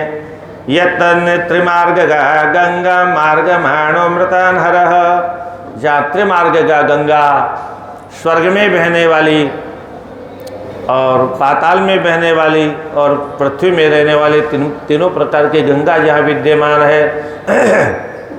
संसारम यत्र दुर्वारम प्रतारयति शंकरः मृताप्यमृतायन्ते। मृता यत्र अमृतायन्ते, मरा हुआ भी अमृत स्वरूप को प्राप्त कर लेता, मतलब मोक्ष को अमृत कहा। मोक्ष ही अमृत है, वो पीने वाला अमृत नहीं। तो मृताप्यमृतायन्ते कर्णधाराद्यतो नराः, वो अमृत कौन सा अमृत? राम नाम वाला अमृत। कर्णधारा, कर्ण में धारा बना करके भोलेनाथ पिलाते हैं कान में से। राधे राधे राधे राधे। संसारम यत्र दुर्वारम संसार सार पदवीं यत्र स्यादविष्यसि कर्णी जपान महेशानाथ करुणा वरुणालयात। भोले बाबा कितने करुणामय हैं, कितने दयालु हैं, कितने कृपालु हैं। जीव को बार बार संसार में तड़पते हुए देखते हैं, कभी काम की आग में जलता हुआ, कभी क्रोध की आग में झुलसता हुआ, कभी लोभ के दलदल में फंसे हुए जीवों को जब देखते हैं तो भोलेनाथ को दया आ जाती है और वो इसको कान में नामामृत पिला के मुक्त कर देते हैं। ये वह काशी है। अनेक भव संभूतः प्रभूतः सुकृते नराः कर्णे जपम भवम यत्र लभन्ते ते भवापहम्। सबका यहाँ कल्याण होता है। मणिकर्णिका के ऊपर बहुत प्रेम है। सुशीला का तो कहती है सुकृत्य क्षेत्र संन्यासम यद बलेन महाधियः तृणम कृतांतम यन मन्यन्ते सेयं मणिकर्णिका। इस मणिकर्णिका के आगे बड़े बड़े राजा महाराजा तृणवत अपने साम्राज्य का त्याग कर देते हैं और यहाँ आके रहते हैं। यही मणिकर्णिका है। तृणीकृतम निजम देहम, राजर्षि बड़े बड़े राजा महाराजा अपने शरीर को तिनके के सामान प्रेम करना छोड़ करके, तिनके का कौन श्रृंगार करेगा। महाराज हरिश्चंद्र की याद आई देवी को तो कहती है, अब हरिश्चंद्र तो उस समय हुए नहीं थे तो कैसे याद आई होगी। इसीलिए ये भूत भविष्य वर्तमान तीनों काल की कथाएं साथ में चलती है महापुरुषों के। इसलिए इसमें संदेह नहीं करना चाहिए कि हरिश्चंद्र, क्योंकि हरिश्चंद्र पहले भी त्रेता हुआ था, उसके पहले भी त्रेता हुआ था, उसके पहले भी त्रेता हुआ था। इसलिए ये सारे के सारे अनादि हैं। ध्रुव एक बार हुए, प्रहलाद एक बार हुए, राम एक बार हुए, कृष्ण एक बार हुए, ऐसा नहीं है। भगीरथ एक ही बार गंगा जी को लेके आए, ऐसा नहीं है। इसलिए अनादि सृष्टि है और न जाने कितनी बार सृष्टि हो गई, कितनी बार और हो गई, कितनी बार हम मक्खी मच्छर की तरह से आए और केवल इसी योनि में नहीं आए। मक्खी बने, मच्छर भी बने, गाय भी, भैंस भी, भेड़ भी, बकरी की। इतना ही नहीं, देवता भी बने। राजा महाराजा छोड़ो, देवता भी बने, न जाने कितनी बार इंद्र बने। पर भोगों की वासना आज भी समाप्त और होने वाली भी नहीं है। राधे राधे। कितना भोजन हमने किया जीवन में, याद है? तोड़ के रखा है कभी? भूख गई कि नहीं गई? नहीं गई ना। आज तक ये दुष्टा भूख नहीं मिटी है और आगे भी मिटने वाली। खटिया पकड़ लेंगे तभी नाली से लोग डालेंगे।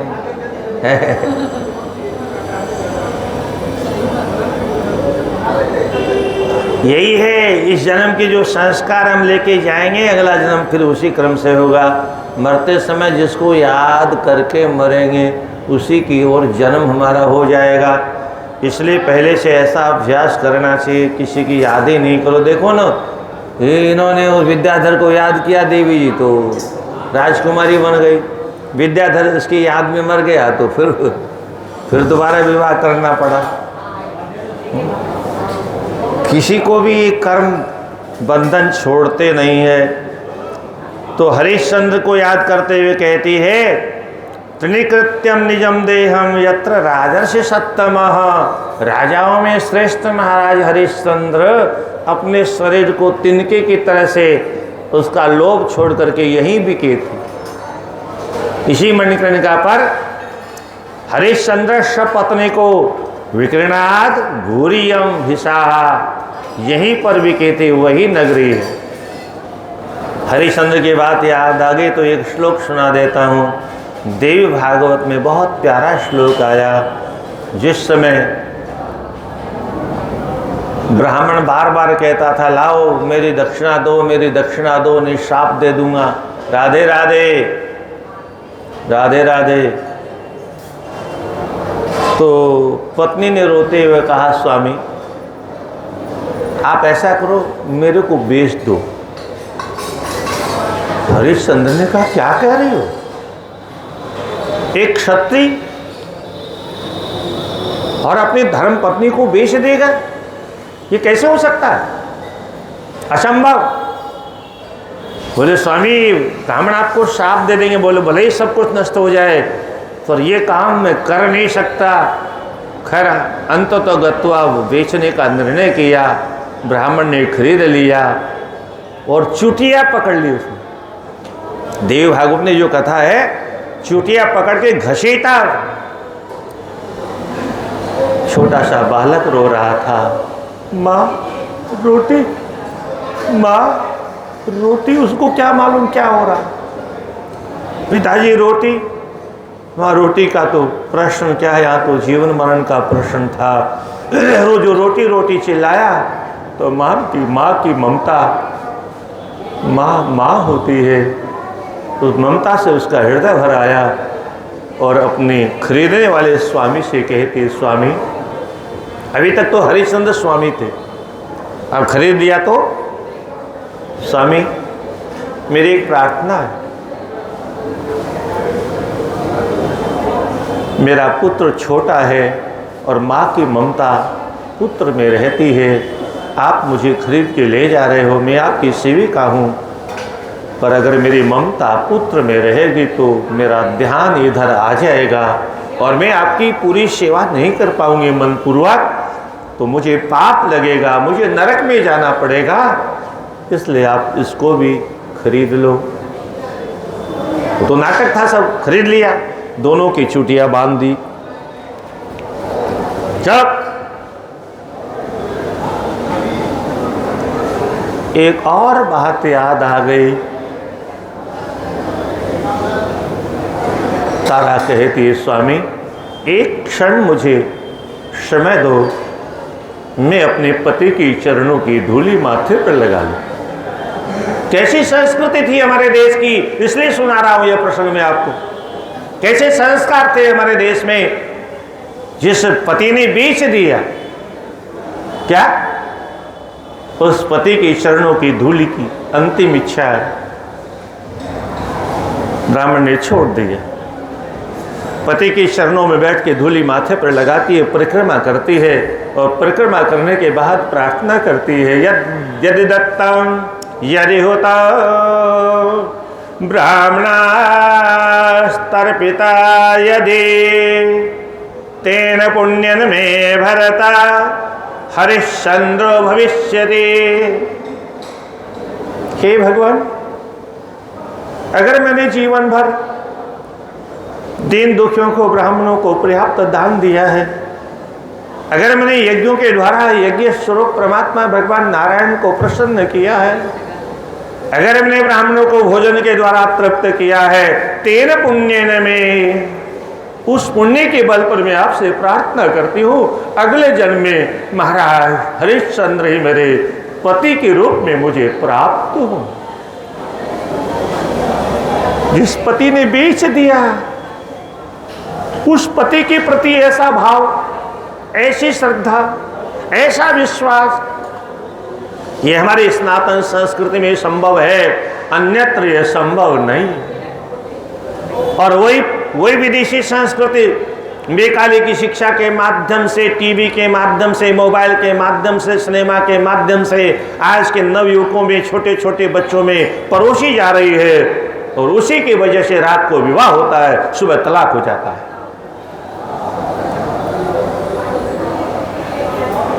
हमारे यहाँ सब, हमारे शास्त्रों में तलाक नाम का कोई शब्द नहीं है। ये तो अंग्रेजों का बनाया हुआ कानून, और बाद में दुर्भाग्य से ये विदेशी पार्टी कांग्रेस का बनाया हुआ कानून।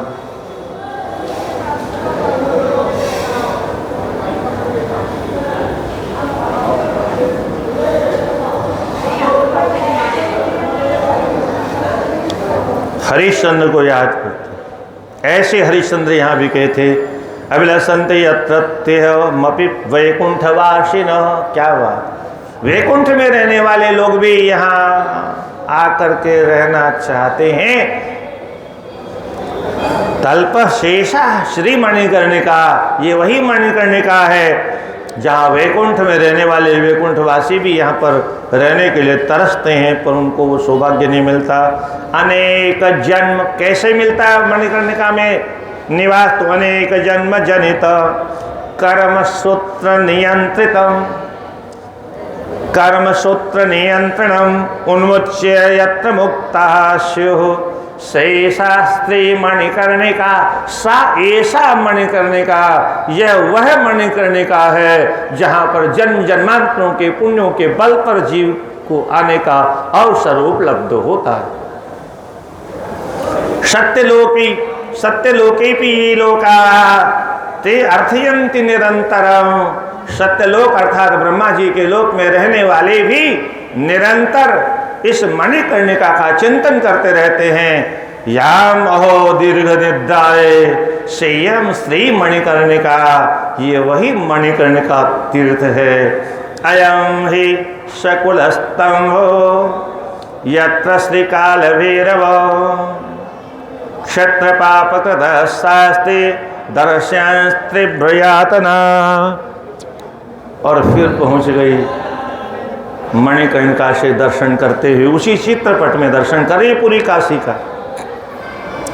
जरा इस प्रकार के भावनाओं को अपने जीवन में कहीं जगह हो तो प्रयास करो, समय हो तो प्रयास करो, एकांत में बैठ करके। समाज के बीच में तो मजबूरी हम लोगों की ये इन ग्रंथों का पढ़ने का आनंद तो एकांत में आता है।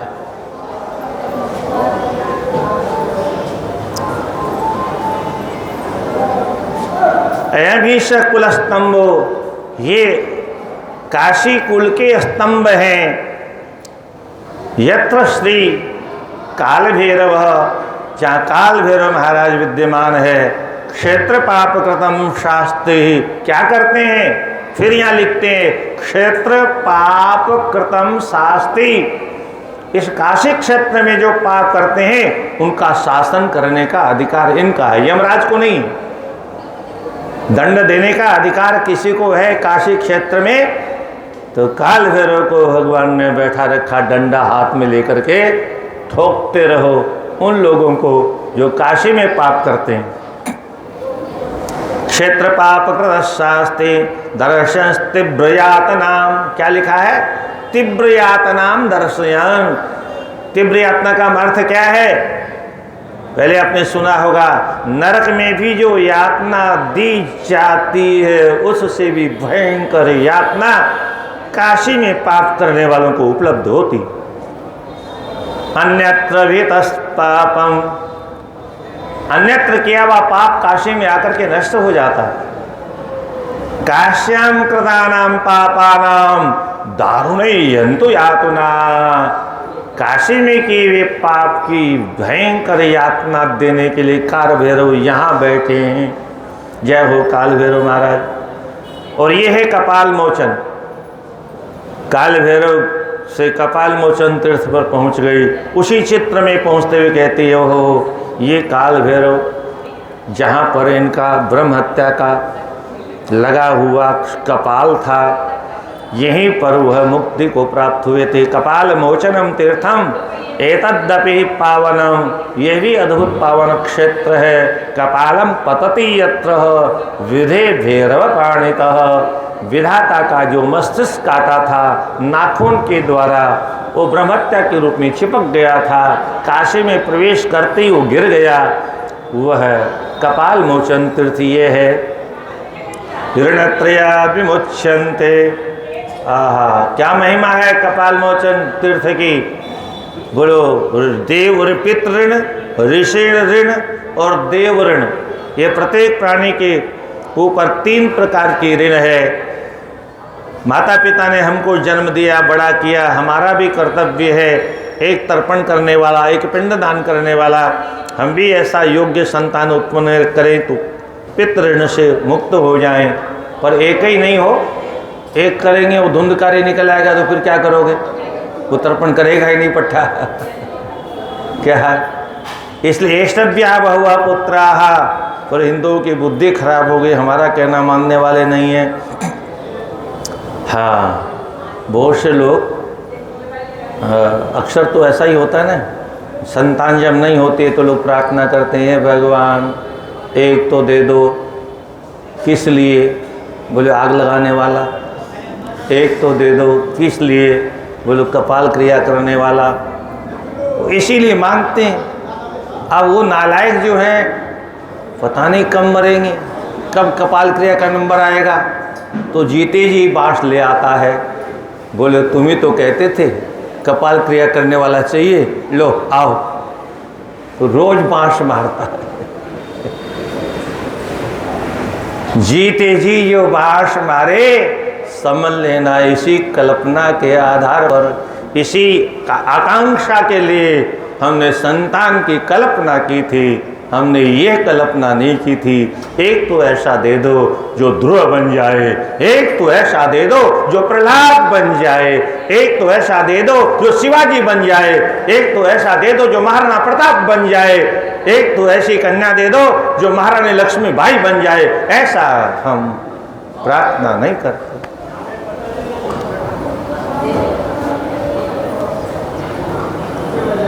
तीनों ऋण यहाँ पर स्नान करने और तर्पण और पिंडदान करने से तीनों ऋणों से मुक्ति हो जाती है। ऋषियों का ऋण कैसे मुक्त होता है? इन शास्त्रों को हमारे ऋषियों ने लिखा हमारे लिए, उनको ज़रूरत नहीं थी। हम इनको नहीं पढ़ेंगे तो ऋषियों के ऋण से हमारी मुक्ति नहीं होगी। और देव ऋण, आप कहोगे हमने तो किसी देवता से कर्जा लिया ही नहीं, यही कहोगे ना, हमने किसी देवता से कर्जा ही नहीं लिया। हमको मालूम नहीं है क्योंकि हम शास्त्रों को पढ़ते नहीं और मैकाले की शिक्षा में ये संस्कार मिलते नहीं। जिन आँखों से हम देखते हैं, इन आँखों से कौन देखता है? कौन? कोई देवता देखता है। आपको नाम नहीं मालूम तो सुन लो, आँखों के देवता का नाम भगवान सूर्य है। तो हम किससे देखते हैं? सूर्य की कृपा से देखते हैं।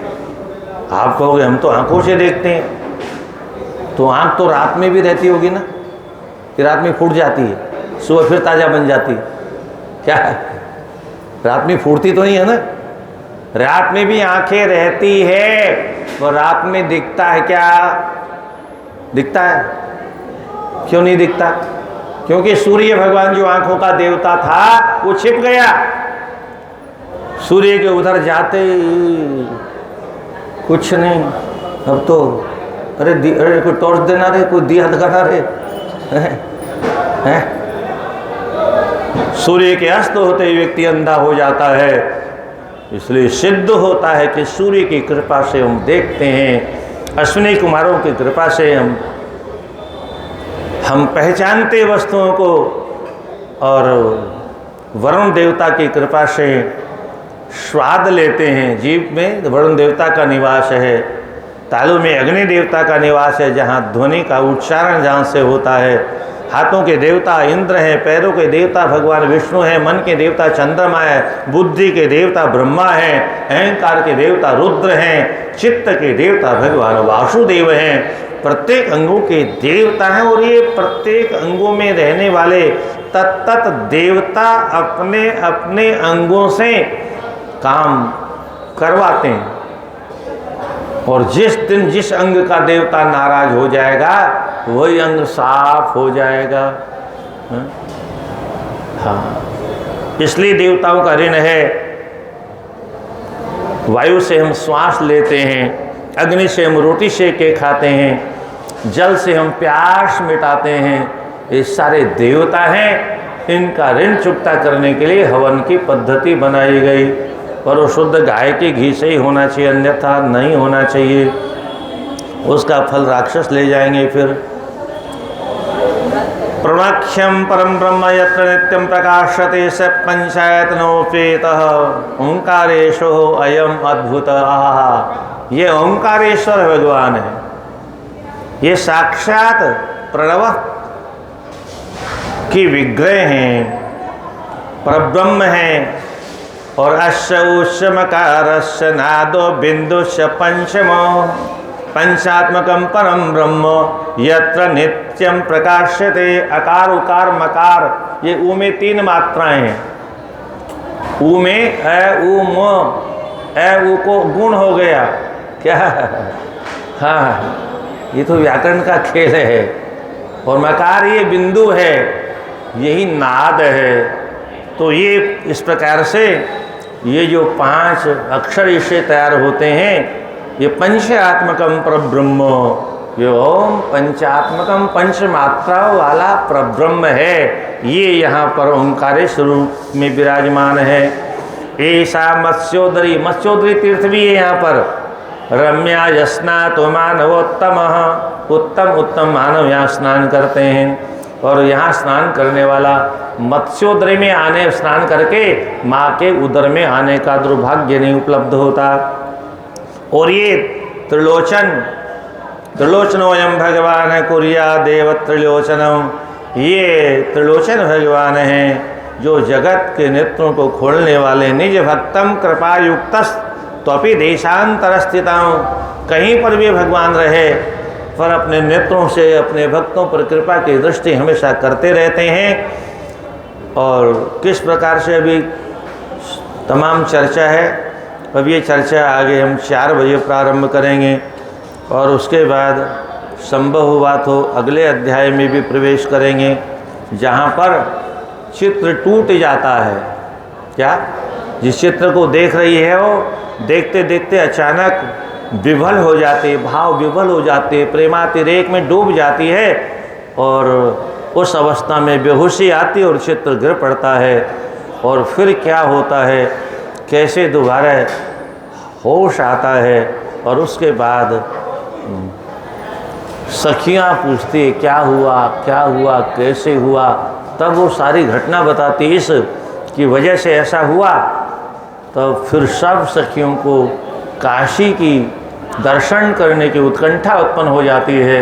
और तब प्रार्थना करती है, महारानी एक बार हमको भी दर्शन करा दो, एक बार हमको भी दर्शन करा दो। फिर वो अपने पतिदेव को काशी लेके आती है। ये चर्चा हम शाम को उपस्थापित करेंगे 4 बजे। श्रीमन्नारायण नारायण नारायण, श्रीमन्नारायण नारायण, भज मन नारायण नारायण